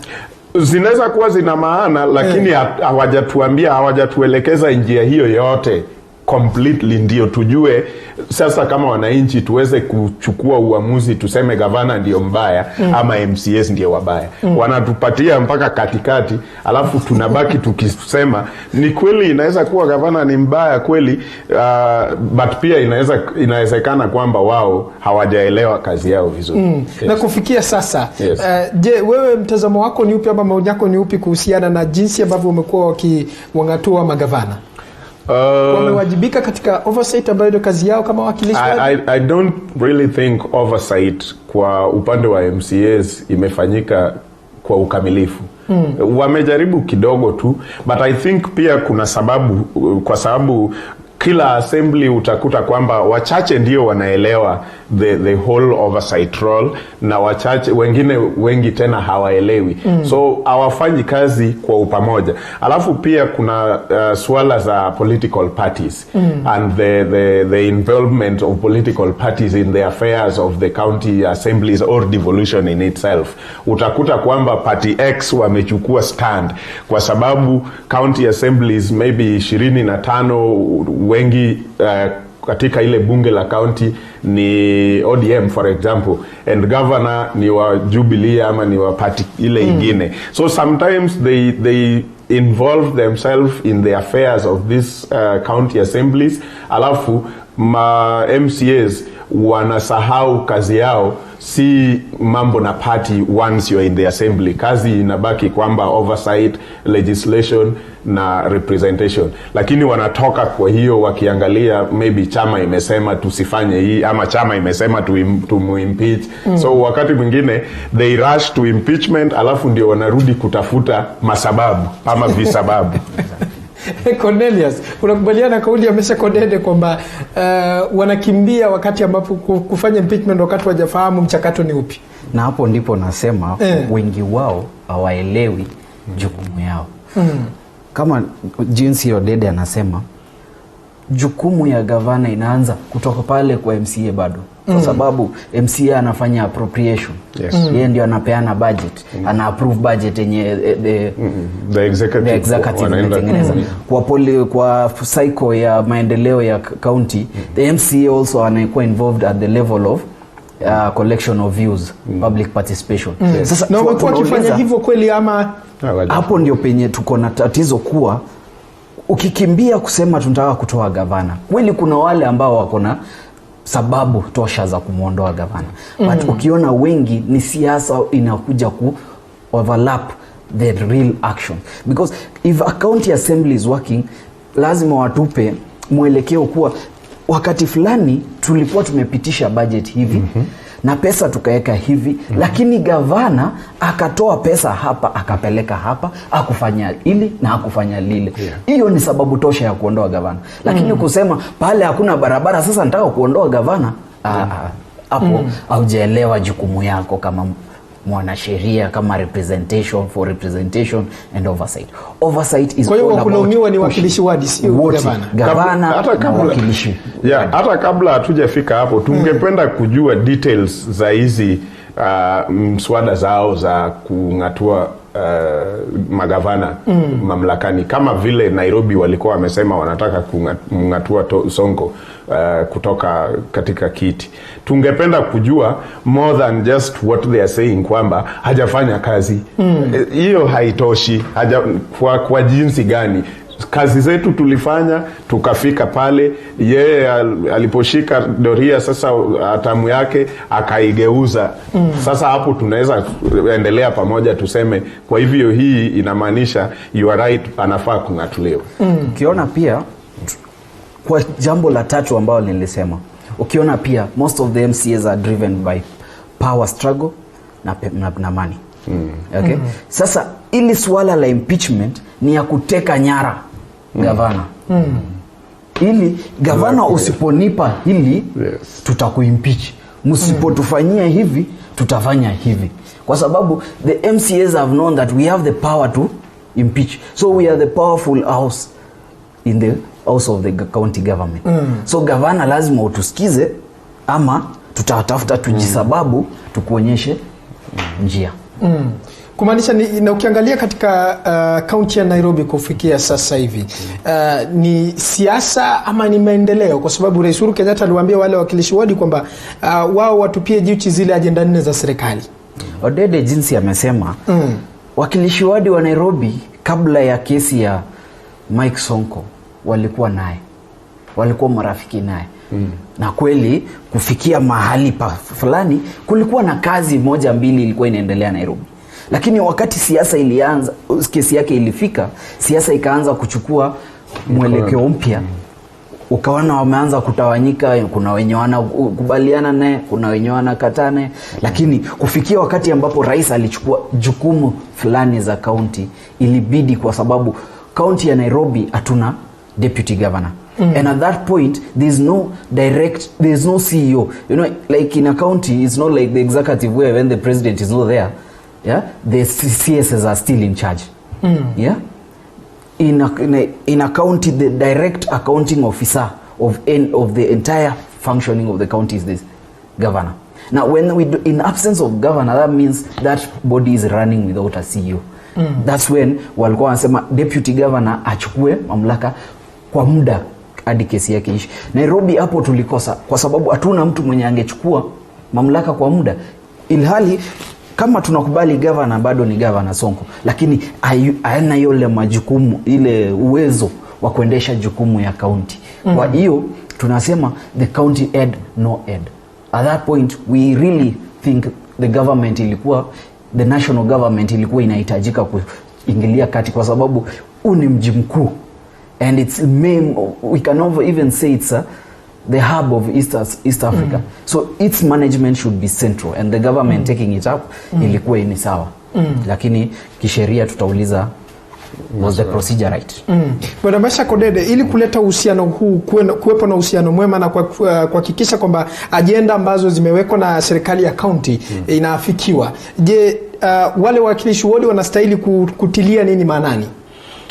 Wale wakilishi wodi wanafaa kujua kikamilifu jukumu lao kisheria, ambapo hata wakimove vitu kama impeachment motion, governor haoni kwamba ni mambo ya kisiasa, haoni kwamba ni mambo ya political parties interference au mambo mengine. Anaona kweli hapa nilikosea kwa sababu sheria inasema hivi na mimi nilifanya hivi. But pia tunajua hawa magavana wako na advisors, including legal advisors. So si rahisi sana kuweza kuona kwamba wameingilia tu kufanya kitu kinyume cha sheria wakiwa wanajua tu ni hivyo. Mara nyingi wako na legal advisors ambao wataongea nao, watawaambia hapa ukikanyaga itakuwa umekiuka sheria. Ningependa kuona kwamba tuko na counties wale ambao MCAs wanazingatia oversight, ile si ya reaction, oversight ya hata kuangalia mambo ukiwa hapa na unaona mbele. Unaona vile sheria zetu zimekuwa, ndio tuzuie gavana asifanye mistake, tunafaa kukama up na acts kama hizi, siweze kuzuia aziingilie kwa hiyo tatizo. That is also oversight. But mara nyingi hatujaona of all the counties, ukisikia the legislations, the pieces of legislations inatoka kwa counties, they are just laughable, most of them. Mara siji tutatax kuku, mara siji tutafanya nini. Mara nyingi haujasikia very substantial motions coming from the county assembly.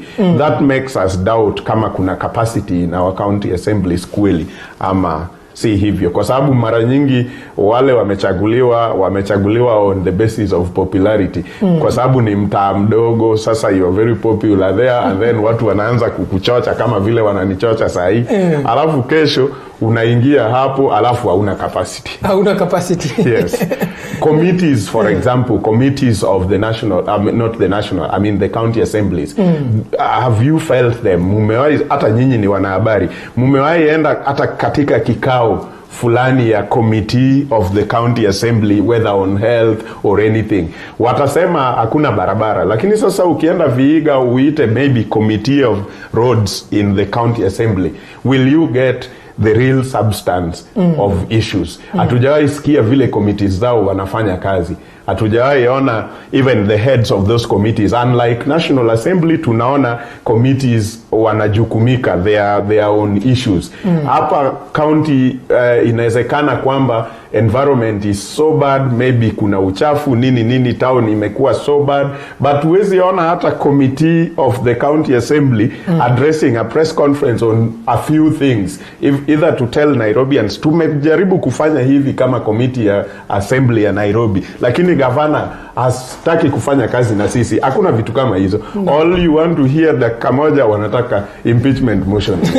Na kwa kifupi tukumalizia Bwana Chesire, kwa sababu nafahamishwa kidogo muda umekimbia sana. Tutaweza kutatua namna gani na kuleta uhusiano huu, kuwepo na uhusiano mwema baina ya magavana na wakilishi wadi?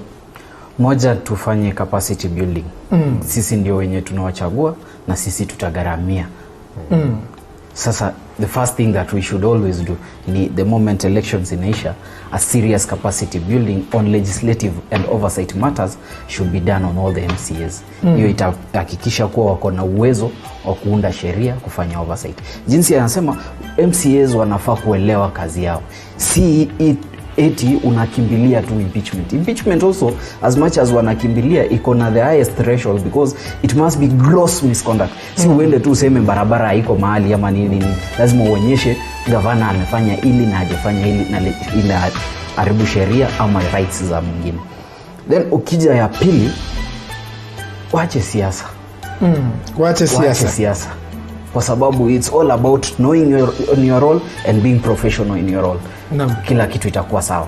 Both the governor na MCA. Wache ni siasa, concentrate on the constitutional functions venye mumepewa, everything itakuwa sawa. Naam, asanteni sana. Naam, bila shaka mpenzi mtazamaji, umesikia kauli kutoka kwa wageni wangu. Mimi ni nani wa kupiga, siwezi nikapinga, na bila shaka kama jinsi ambavyo umesikia, wakilishi wadi wanastahili kufahamu kile ambacho kinatakikana kulingana na katiba, ndo kwenda kumngatua gavana yeyote katika kaunti yeyote. Sijui wewe maoni yako ni gani? Nambari yetu ya rafa ni 22007. Kumbuka majadiliano hayo unaweza kuipata kwenye mtandao wetu wa kijamii. YouTube ni TV47 Kenya, na kwenye mtandao wa Twitter ni @TV47KE. Kufikia hapo mimi sina la ziada. Nitakuwa nafunga jamvi la Matukio Nyanjani na mkukaribisha mwanahabari wa michezo Jason Segini ambapo atakuwa anaingia. Na kumbuka, kando na hayo, kipindi ambacho kitakuwa kinafuata mida za baadaye ni ngoma yangu, na hapo kesho mwanahabari wetu Tony Mwirigi kwenye kipindi cha Bomba la Sanaa atakuwa na yule mwimbaji kutoka nchi ya Tanzania ambaye anafahamika kama Darasa. Usikose kutazama. Asante sana kwa muda wako wote. Asante sana wageni wangu kwa kufika studioni. Shukrani za dhati. Natumai Jumaa yako itakuwa njema kabisa. Shukrani.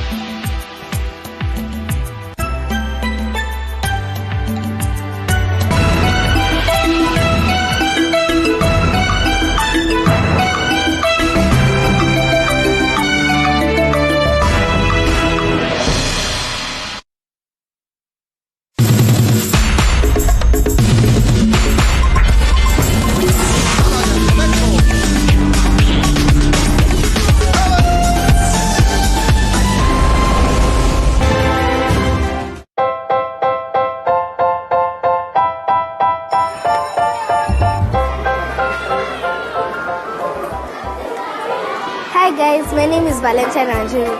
Every Monday to Friday, we watch Shule, getting an education for a bright future. The nose, the trachea, and the lungs.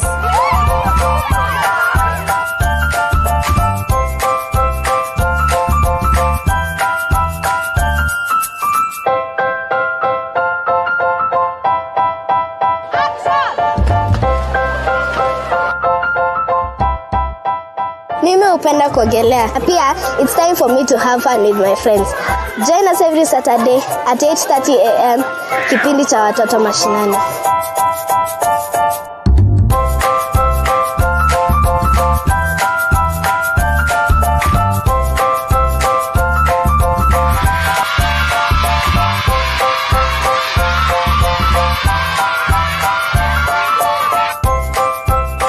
Jamii imezungukwa na mambo mengi sana.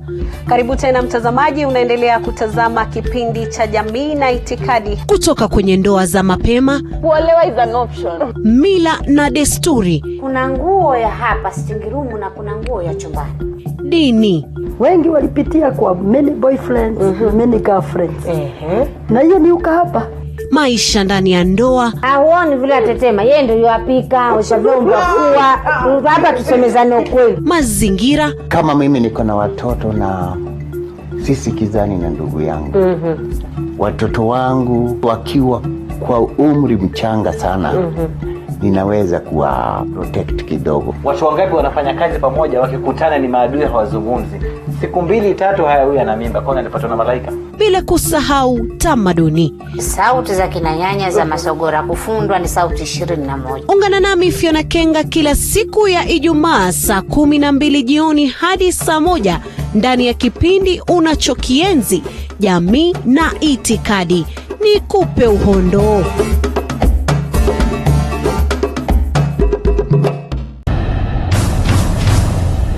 Uandishi wa habari uliokwenda darasani na kufuzu vyema umetua rasmi. Lengo lake kuu ni kufahamisha jamii kwa taarifa ya kina kupitia upeo wa TV47 unaotua kwa safari yenye hatua mpya na muonekano wa hali ya juu. Kila Jumatatu saa 1 jioni, Clifford Ndubi na Andrin Kilemi wanaibuka kwa taarifa stadi. Andrin Kilemi atarejea tena Jumanne saa 1 jioni kwa ukurasa mwingine wa habari. Siku ya Jumatano, Salome Mwiruri ndiye atakayepasua mbarika ya habari, na miale ya jua itakapotua magharibi. Siku ya Alhamisi, Emmanuel Terer na Liz Mutuku watatua usukani wa upeo. Mnamo Ijumaa, Paul Kirobi na Fiona Kenga watadadavua habari kwa njia ya aina yake. Jumamosi haujasazwa, nahodha wako Corazon Safen atahakikisha meli haikwendi mvange.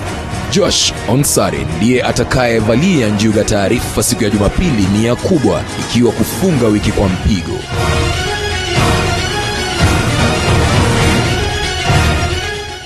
TV47, nyumbani mwa taarifa nadra zisizopakuliwa kwingine.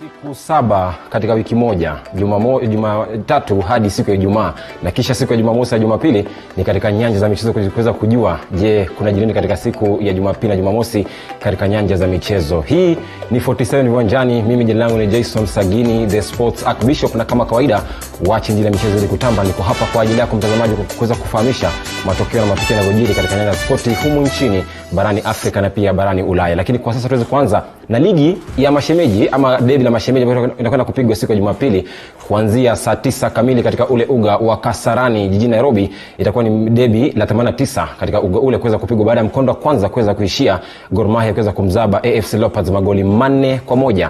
Na baada ya hapo basi sasa hivi wanakwenda kupiga derby la 89 ikiweza kuazimia tu Gor Mahia kuweza kuandikisha ushindi mwingine baada ya kuweza kulazwa mara ya mwisho na AFC Leopards mwisho mwaka 2016 goli 1-0. Wakati huo mwaka 2016 mwezi wa Juni tarehe 3 mchezaji Lassane Diallo akaweza kufanya mambo katika mechi. Lakini kwa mechi ya weekend hii, je, nani ambaye atakuwa kilelea katika mechi ya Jumapili? Maana angalia, Gor Mahia ndiye ambaye anaongoza katika ligi ya KPL akiwa na alama 51, naye AFC Leopards nafasi ya 6 kwa alama 40. Nakwambia kwamba kuna mechi kali hapa. Maana mchezaji wa timu ya Gor Mahia anamzungumzia nahodha, nahodha beki wa timu hii ambaye siku zote huwa ni Berlin Wall, anamzungumzia Josh Onyango ambaye anarejea katika kikosi baada ya kuweza kupewa kadi nyekundu katika mechi ya awali, mechi ya weekend juzi dhidi ya Western Stima waliotoka sare ya goli 1-1. Sasa hivi ukiangalia wanakwenda kupiga mechi ile, basi akirejea Josh Onyango, je atakuwa na saidani? Lakini kwa sasa tuweze kupata kauli ya mkufunzi mkuu wa timu ya AFC Leopards Anthony Kimani akiweza kuzungumzia derby hili kwamba je wanaazimia nini kama AFC Leopards,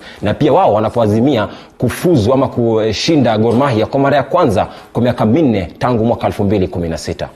Bila shaka tunalenga matokeo mazuri. Tunafahamu kwamba imekuwa ni muda mrefu sana tangu timu ya AFC Leopards iweze kupata matokeo mazuri dhidi ya Gor Mahia. Kwa hivyo bila shaka tunajiandaa tukiwa na matumaini kwamba tutafanya vyema, tutapata matokeo mazuri. Vijana wote wako katika hali nzuri kabisa, matokeo kila mtu anajituma, kila mtu ana ari, ana nia ya kupata nafasi ya kucheza katika mechi ile ili mradi aweze kuisaidia timu yetu kufanya vyema. Kama tumaini yetu ni kwamba tutaendeleza msururu wa matokeo mazuri ambayo tumekuwa tukiandikisha. Ni kwamba kwa kila mechi vijana wamekuwa wakijielewa zaidi, kwa kila mechi wamekuwa wakijiamini na zaidi. Kwa hivyo matumaini yetu ni kwamba mechi hii ambayo inakuja, hata ingawa ina changamoto nyingi za hapa na pale, bila shaka ni mechi ambayo vijana wote watajitolea, ni mechi ambayo vijana watajiamini kwa zaidi na watajituliza, wafahamu kwamba ni mechi ya kandanda ya kawaida. Najua mashabiki watakuwa wengi, kwa hivyo wakati mwingine mashabiki wakiwa wengi, msisimuko ukiwa mwingi, kuna wachezaji kidogo labda inaleta mchanganyiko kidogo kwao, lakini tunazidi kuwatuliza, tunazidi kuwarai kwamba wawe na utulivu tu, ni mechi kama ya kawaida, wacheze mpira ambayo wamezoea, usitake labda kufanya mambo mengi, kwa maana unaona kuna mashabiki wengi. Cheza mchezo wako, jitulize, cheza mchezo wako wa kawaida, na bila shaka kila mmoja akicheza mchezo wake wa kawaida, tukijituliza vizuri, bila shaka na tumaini tutakuwa tunafanya vyema. Safi, umemsikia mkufunzi Anthony Kimani akizungumzia derby hili la 89. Anasema kwamba kidogo wanalenga ushindi, manake miaka 4 tangu waweza kumzaba Gor Mahia ni muda mrefu sana, hasa ukizingatia kwamba baada ya kuchukua mikoba yake Andre Kasambungo katika timu ile ya AFC Leopards amekuwa na wakati mzuri, manake sasa hivi ameshinda katika mechi zilizopita, ameshinda mechi 4 na akapoteza mechi 1. mechi ile ikiwa ni dhidi ya Sofapaka. Inamaanisha kwamba iwapo FC atakuwa anashinda mechi ya Jumapili dhidi ya Kogalo, basi atakuwa anafika alama 43 ambayo itakuwa inampanisha nafasi ya 3 nyuma ya Tusker. Iwapo Tusker atakuwa anapoteza mechi yake ya weekend dhidi ya Chemelil, na inamaanisha kwamba Gor Mahia naye anafukuzia kuweza kupanua mwanya kati yao nafasi ya pili kwa Mega Homeboys kuweza kutetea ubingwa wao wa KPL na kuweza kunyakua ubingwa huu msimu huu kwa mara 4 mtawalia baada ya kuweza kulishinda mwisho mwaka 2016. Tangu mwaka huu hadi mwaka huu sasa hivi wamelishinda mara 3. Kwa hiyo Gor Mahia pia wanaazimia kutetea ubingwa wa KPL msimu huu na pia kuandikisha rekodi mpya ya kuweza kushinda KPL mara 4 mfululizo. Lakini kwanza tumsikize mkufunzi wa timu ya Kogalo na mzungumzia Steve Pollack alizungumza nini kuhusiana na derby hili la 89. Well, it's a local derby, and you know, local derbies, anything can happen in local derbies. Like you says, we won the first one, but that doesn't define how we're going to play on how we're going to win on Sunday. So we got to be focused, concentrated, and a lot more physical. And I think than the last game, even though we won that game. But the game is for 90 minutes, and as you know in football, well, I'm a realistic. It seems like a lot of people are not, and you know, you win, lose, or draw in games, and by God's grace, we get the 3 points. You know, my focus, same as my players' focus, is on the game on Sunday. Statistics go out the window. When you play a local derby, any game really, what has happened before, it's happened before, and you know, the results doesn't change the game on Sunday. It's how we're going to approach the game mentally, physically, tactically. And like I says, somebody told me the other day that they're trashing the team. Well, maybe they should put their energy into their own team and don't worry about our team, because that's good that they're worrying about our team, you know. So, but we just focus. You know, I'm too old for mind games. I've done it myself. I know what it's all about. Don't work for you whatsoever. Mkufunzi Steve Paul akizungumzia derby la 89 la mashemeji siku ya Jumapili. Tikiti shilingi 200 kwa viti vya kawaida, lakini kwa viti ambavyo ni VIP ni shilingi 500, alafu VVIP ni shilingi 1000. Kwa hiyo miguu na njia siku ya Jumapili kuanzia saa 8 kamili tuelekee Kasarani kuweza kutazama derby hili la mashemeji humu nchini kuanzia saa 9 kamili katika ule uga wa Kasarani. Lakini kabla hapo ni kwamba na amefahamisha kwamba pia kuna lile kundi la mashabiki ambao wamesema kwamba watapandisha ile bei ya shilingi 1500 ambao huwa wanawazawidi timu ya Kogalo wanaposhinda mechi yote ile kwa wachezaji pia katika kiti cha ufundi. Kwa hiyo huenda wakainua ama wakazidisha lile pesa taslim shilingi 1500 zikawa 10 ili kuatia moral timu ya Kogalo kuweza kuipiku timu ya AFC Leopards. Kando na hapo kuna mechi leo jioni ya ligi kuu ya KPL katika ule uga wa Kericho, ambapo kuna mechi moja Zoo wanapiga na Sofapaka. Ukiangalia katika jedwali kwamba Zoo yupo nafasi ya 14 akiwa na alama 15, naye Sofapaka yupo nafasi ya 8 akiwa na alama 30. Sofapaka amepigwa mechi 3 zikifuatana, naye Zoo Kericho amepigwa mechi 4 zikifuatana bila kusajili ushindi hata mmoja katika michezo zimepita. Naye Sofapaka naye kwa upande mwingine ameweza kushinda mara moja katika michezo zimepita, akatoka sare moja na kulazwa mara 3. Kesho siku ya Jumamosi kuna mechi kama ngapi? Mechi kama 6 hapa. Bandari anapiga na Kariobangi Sharks. Alafu kisha mechi ya pili Mathare United anapiga na Kisumu All Stars. Ukimwangalia Bandari baada ya kuweza kusajili ushindi mnono weekend jana dhidi ya Zoo baada ya kumzaa magoli 4-1, mshambulizi Joanna Mwita akifanya kweli afunga mawili, basi weekend hii anapiga na Kariobangi Sharks ambao pia wapo katika nafasi nzuri. Katika jedwali kwamba Kariobangi Sharks yupo nafasi ya 12 na alama 20, naye timu ya Bandari chini ya ukufunzi wake Twahid Muhidin na nafasi ya 13 kwa alama 19. Ni mechi ngumu kwa mkufunzi Ken Odhiambo, manake mechi anaangalia kwamba ataweza kushinda mechi yake ya 4 mfululizo akiwa na klabu hii ya Bandari. Mechi ya pili Mathare anapiga na Kisumu All Stars, ambaye Kisumu All Stars anakuja katika mechi ya weekend hii baada ya kumkaba Tusker magoli 2-2 weekend jana. Kisha mechi ya 3 Nzoia Sugar na KCB, ambapo KCB naye anaingia katika mechi hii baada ya kuweza kuzaba magoli 2-1 weekend jana. Mechi ya 4 ni Tusker dhidi ya Chemelil. Tusker alikuwa anafukuzia taji msimu, lakini kwa sasa hivi yupo alama 8 nyuma nafasi ya kwanza Kogalo. Gor Mahia na alama 4 nyuma nafasi ya pili kwa Mega Homeboys. Anacheza dhidi ya Chemelil Sugar ambao wanavuta mkia. Ukiangalia Tusker kidogo, mechi ya weekend jana inaweza kutoka sare ya 2-2 dhidi ya Kisumu All Stars. Kisha mechi ya 5 ni Wazito dhidi ya Ulinzi Stars. Wazito anaingia katika mechi hii akiwa ametoka kumzaba Zoo magoli 4-1 weekend jana. Wazito yupo nafasi ya 13. Kisha mechi ya mwisho ile itakuwa inapigwa ni kati ya timu hii ya Western Stima dhidi ya Posta Rangers, ambaye Posta Rangers huyu alimzaba KCB wiki jana magoli 2-1.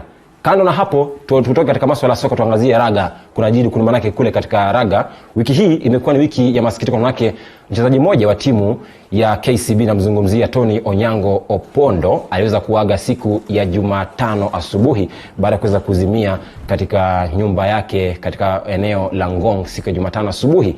Inamaanisha kwamba mchezaji huyu alikuwa ni nguli katika masuala ya raga humu nchini, maana yake alichezea timu kama vile Homeboys, Strathmore na pia alichezea timu ya taifa ya Shujaa na Simba ni wachezaji 15 kila upande na Shujaa ni wachezaji 7 kila upande. Kumbuka mchezaji huyu alikuwa miongoni mwa timu ambayo iliweza kufika finali ya Kenya Cup mwaka 2012, mwaka 2013 akiwa na timu ya Strathmore. Pia amewahi shiriki na timu ya Shujaa akiwa anacheza katika timu ile ya Shujaa mwaka ule 2018 akitokea ama akianza kucheza katika timu ile ya Shujaa na Simba tangu mwaka 2010 hadi mwaka 2018. Buriani Tony Onyango, manake sisi kama 47 Nyanjani tunahuzunika manake kukupoteza wewe guji ambaye umeisaidia sana taifa la Kenya katika masuala ya raga humu nchini, katika ligi ya Kenya Cup na pia katika ligi za kitaifa na pia za kimataifa, hasa kwenye timu ya Shujaa na Simba. Ni pole kwa timu ya KCB, Strathmore, Homeboys na pia shirikisho la raga humu nchini KRA. Kwa hiyo buriani kwako Tony Onyango. Lakini kando na hapo ni kwamba jana shirikisho la riadha humu nchini AK pamoja na wizara ya michezo ziliweza kuzindua nembo rasmi itakayotumika katika mashindano ya mwaka huu ya riadha ya dunia ambayo itakuwa inaanza mwezi Julai tarehe 7 hadi 12 hapa Nairobi. Kwa hiyo ni mara ya pili tunaweza kuandaa mashindano haya, hasa ikizingatiwa kwamba tuliweza kuandaa mashindano ya chipukizi wasiozidi miaka 18 mwaka 2017. Kwa sasa hivi Kenya inapanga ama shirikisho la riadha pamoja na wizara ya michezo imesema kwamba uwanja wa Kasarani utafanyiwa ukarabati. Kwa hiyo itakuwa inafungwa kwa wiki 2 kuweza kufanyia ukarabati wake kuweza kuandaa mashindano haya kabla kuweza kuandaa mashindano kuweza kujifua ama kufanya majaribio kabla ya mashindano haya ya chipukizi itakuwa inaanza mwezi Julai tarehe 7. Kwa hiyo kwa sasa hivi uga ule utakuwa unafungwa, lakini kando na hapo pia ni kwamba waweza kuzungumzia virusi vya corona ambavyo kidogo vimeweza kukita kambi katika mataifa mengi humu duniani vikiweza kuzuia michezo kadha. Kwa hiyo jambo la corona pia liweza kuzungumzwa katika mkutano ule ama katika uzinduzi ule wa nembo ile ya taifa la Kenya katika mashindano hii ya chipukizi ya wachezaji wasiozidi miaka 10 miaka 20. Kwa hiyo tumsikize rais wa shirikisho la soka nchini Jackson Tuwei pamoja na waziri wa michezo Amina Mohamed walizungumza nini kuhusiana na mashindano haya yanapokwenda kuandaliwa mwezi Julai. So we are happy about this. We are not there yet. We will continue because we still have a lot to do. Our boys and girls are also training in various camps across the country as we prepare what we call a team or Team Kenya. Because as we host the rest of the world, we must also prepare our team. As you've heard, this is the second time that we are hosting a World Championship following the World Under-18 Championship in 2017. So the forthcoming edition of the Under-20 Championship will be another historic moment for our country, for the wider East African region, and for the continent of Africa, as athletes from across the world converge in an African city, in Nairobi, for what promises to be an exciting and tough event. Preparations have taken an intense multi-agency effort, and I think you've heard from the introductions that we are all from all over government, and we also from agencies that are linked to government. Brand Kenya is here, and others as well. We are aware of the threat that is posed by COVID-19. The government, as you've heard in the last few days, and in fact weeks, has put in place mechanisms to contain the threat that's posed to Kenya, and also joined in global efforts to address the virus in a humane, collaborative, and embracing manner.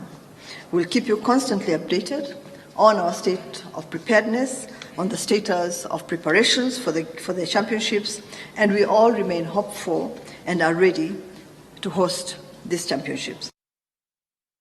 Bila shaka wakizungumzia kuhusu maandalizi na pia kufunga uga ule wa Kasarani, kando pia na virusi vya corona ambavyo kidogo vimeathiri ligi kadha duniani ikiwemo ligi ya Italia, ligi ya Morocco barani Afrika, lakini humu nchini tunaweza kuliona maana pia virusi hivyo pia vimeweza kuathiri timu ya taifa ya soka Harambee Stars. Maana mkuu ile rais wa shirikisho la soka humu nchini Bwana Nick Mwenda alisema kwamba kidogo huenda katika mechi dhidi ya Komoro ya kufuzu taifa bingwa barani Afrika mwaka huu, basi huenda mshambulizi wa timu ya Kashiwa Reysol Japan, namzungumzia Michael Ogada Olunga, huenda asisafiri kuja nchini Kenya, manake huenda likazua kizuizi kuweza kurejea Japan. Manake wanasema kwamba akija nchini basi kurejea kwetu kwa basi ni tatizo, maana wanasema kwamba huenda akawa na virusi vya corona. Kwa hiyo jambo hilo pia limeweza kuathiri sana michezo duniani, lakini pia humu nchini huku tukijiandaa kuandaa mashindano ya chipukizi ya riadha yasiyozidi miaka 20, tumeweza kujipiga msasa. Shirikisho pia limeweza kusema kwamba litaweza kuhakikisha kwamba virusi hivi wanapambana navyo kwa 100%. Kando na hapo ni kwamba tukisalia katika masuala ya riadha ni kwamba kuna mataifa kama vile 30 yameweza kudhibitisha kwamba watakuwa wanashiriki katika mashindano haya ya mwaka huu mwezi Julai, ikiwemo taifa la Uingereza, kuna Ujerumani hapa, kuna Uhispania, kuna Austria na pia kuna Ufaransa. Kwa hiyo timu hizi tano ndizo ambazo zimeweza kutoa dhibitisho kwamba watakuwa wanashiriki katika mashindano ya mwaka huu. Lakini kama hapo ni kwamba kuna uwanja wa pili ambao pia utakuwa unaandaa mashindano haya, uwanja wa Chuo Kikuu cha Kenyatta, ambao kidogo pia utakuwa unafanyiwa marekebisho ama ukarabati mwishoni mwa mwezi Aprili kuweza kujiandaa tu katika mashindano ya riadha wachezaji wasiozidi miaka 20, baada ya kuweza kuandaa mashindano haya ya chipukizi wasiozidi miaka 17 miaka 18 kunradhi, mwaka ule wa 2017. Tutoke hapo katika riadha tuangazie sasa soka, maana jana kulikuwa na mechi ya kombe la FA raundi ya 5 hapa Manchester, akiazimia kufuzu katika robo finali ya kombe la FA baada ya kumzaba Derby County magoli 3-0. Mchezaji Odon Igalo, usajili mpya huyo, ambaye alitua ugani Old Trafford mwezi Januari, akiweza kufunga magoli 2, naye mchezaji wa timu ile beki kushoto na mzungumzia Luke Shaw akiweza kufanya mambo katika kiwambo hapa. Naona kwamba kidogo Wayne Rooney ambaye ndiye mfungaji bora katika timu ya Manchester akiwa na magoli 183 aliweza kupiga free kick 2 na akakosa kufunga, maana yake na kwamba bado makali yake yapo katika timu ile ya Manchester. Kutokana na hapo basi Manchester itakuwa inapatana na timu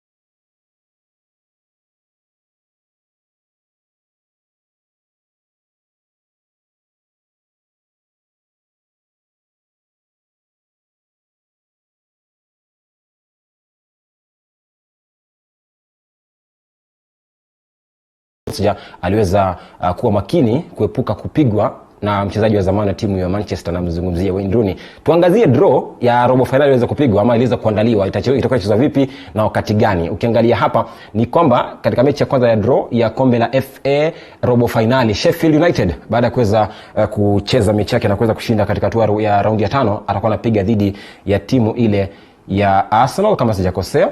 Katika mechi ya pili tuangalie itakuwaje hapa. Safi mwelekezi. Sheffield United anapiga na Arsenal. Kumbuka Arsenal aliweza kushinda mechi yake ya raundi ya 5 akiweza kumzaba Portsmouth magoli 0, na Sheffield United kunradhi akaweza kumzaba Reading yake Ayub Timbe magoli 2-1. Mechi ya pili ni kati ya Newcastle dhidi ya Manchester City, ambapo Manchester City hawa ndio mabingwa watetezi baada ya kuweza kumzaba Sheffield Wednesday goli 1-0. Anapiga na Newcastle ambaye aliweza kumlaza timu ya West Brom kutoka Championship magoli 3-2. Mechi ya tatu ni Leicester City ambaye anapiga na Chelsea ambaye anaweza kumzaba Liverpool magoli 2-0 siku ya Jumanne. Halafu Leicester City nayo aliweza kumzaba timu ile ya Birmingham goli 1-0. Mechi ya 4 ya mwisho robo finali ni kati ya Norwich dhidi ya Manchester United ambayo aliweza kumzaba Derby County jana usiku magoli 3-0. Na Norwich aliweza kumzaba Spurs yake Jose Mourinho magoli 2, ama aliweza kutoka sare ya goli 1-1 katika muda wa ziada na pia muda wa maongezi, lakini katika hatua ya penalty akaweza kumzabwa Jose Mourinho magoli 3-2. Eric Dyer akaweza kufunga, lakini kidogo Kuna yule Gedson Fernandez aliweza kupoteza nafasi yake ya penalty, huku timu ya Norwich ikiweza kufanya kweli na kuweza kuipiku Spurs katika hatua ile ya raundi ya 5 na kuweza kufuzu hatua ya robo finali, kutinga finali ile ya robo finali dhidi ya timu ya Manchester United. Lakini canon hapa kabla sijamaliza kipindi cha leo ni kwamba timu ya Arsenal inapiga mechi yake weekend hii siku ya Jumamosi, basi itakuwa na timu gani, lakini kwamba kuna update hapa ya injury kwamba mchezaji Sir Kolasinac hataweza kurejea baada ya kuweza kupata jeraha la bega, lakini kwamba Kieran Tierney beki huyu ambaye anatoka taifa la Scotland huenda karejea kwa muda sio mrefu kama wiki 2 hivi baada ya kuweza kupata jeraha la bega. Alafu pia ni kwamba Lucas Torreira baada ya kuweza kupata jeraha la mguu ankle ile siku katika ushindi huo dhidi ya timu ya Portsmouth magoli 2-0 siku ya Jumanne atakuwa nje kwa muda ambao kidogo hatujui ni muda upi, lakini kwamba kufikia hapo mtazamaji imekuwa ni bomba sama. Kesho pia saa 8 hadi saa 10 alasiri bado ni 47 viwanjani, pia Jumapili saa 8 hadi saa 10 bado 47 viwanjani kama kawaida. Sporti ni yetu na michezo ni sisi. Mimi naitwa Jason Sagini, the Sports Archbishop. Kama kawaida wacha njira michezo izidi kutamba. Kwa heri. Lakini kisiga Kasarani siku ya Jumapili ugani Kasarani, tupatane pale. Gor Mahia FC Leopards, Gor Mahia majengo ping, nao FC Leopards wanasema abana baingo. Mashemeji dabi saa 9 kamili siku ya Jumapili uko Kasarani, tutakuwa pale mubashara moja kwa moja. Kwa hiyo usikose, manake mbwembwe ni nyingi. Hapa ndio kwetu, michezo yetu, sport ni sisi. Kwa heri.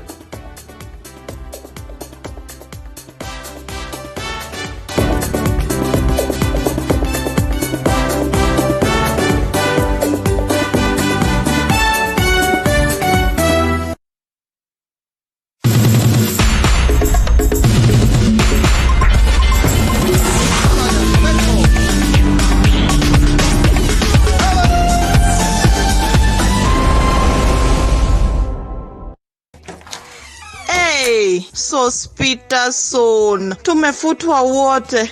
Yawa, pia wewe? Tumeachiliwa. Si pia wewe unaweza anzisha biashara yako? Na hii economy venye iko tough sana. But not too tough for mwananchi.